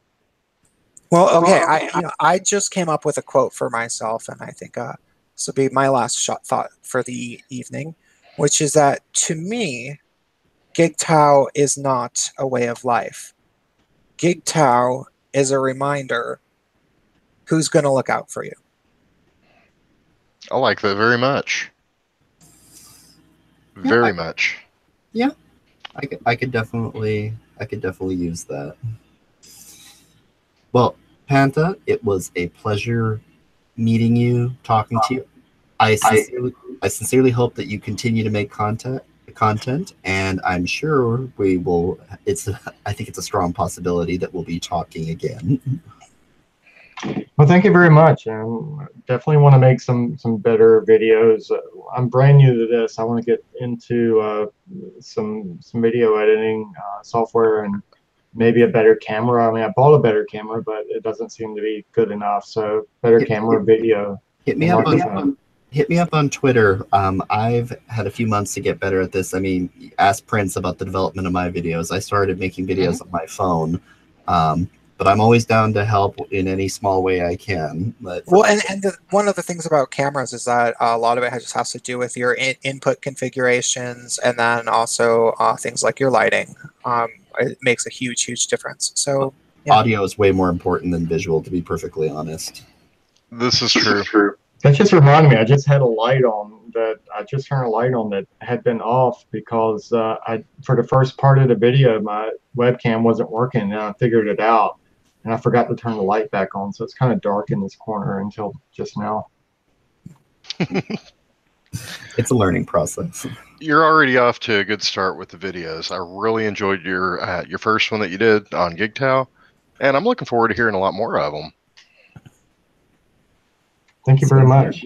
You're welcome. And any like constructive criticism, feedback would be greatly appreciated, because again, I'm a total noob at this, and it's easier to get constructive criticism than eventually on your own find, oh, that's what I should be doing. There's not enough nudity in your videos. Okay. The videos, it's basically like being a blind man at an orgy. You got to feel your way through it, All right. And if you're going to step in it, make sure that you have a towel. Okay. I think I'm going to end this. And remember, GGTOW is not a way of life. It's a reminder of who will stick up for you. That's good. I like that. Yeah, definitely. Food for thought. All right, everyone. Are we closing it out then? We're feeding thoughts. All right. Well, okay. So final introduction. So,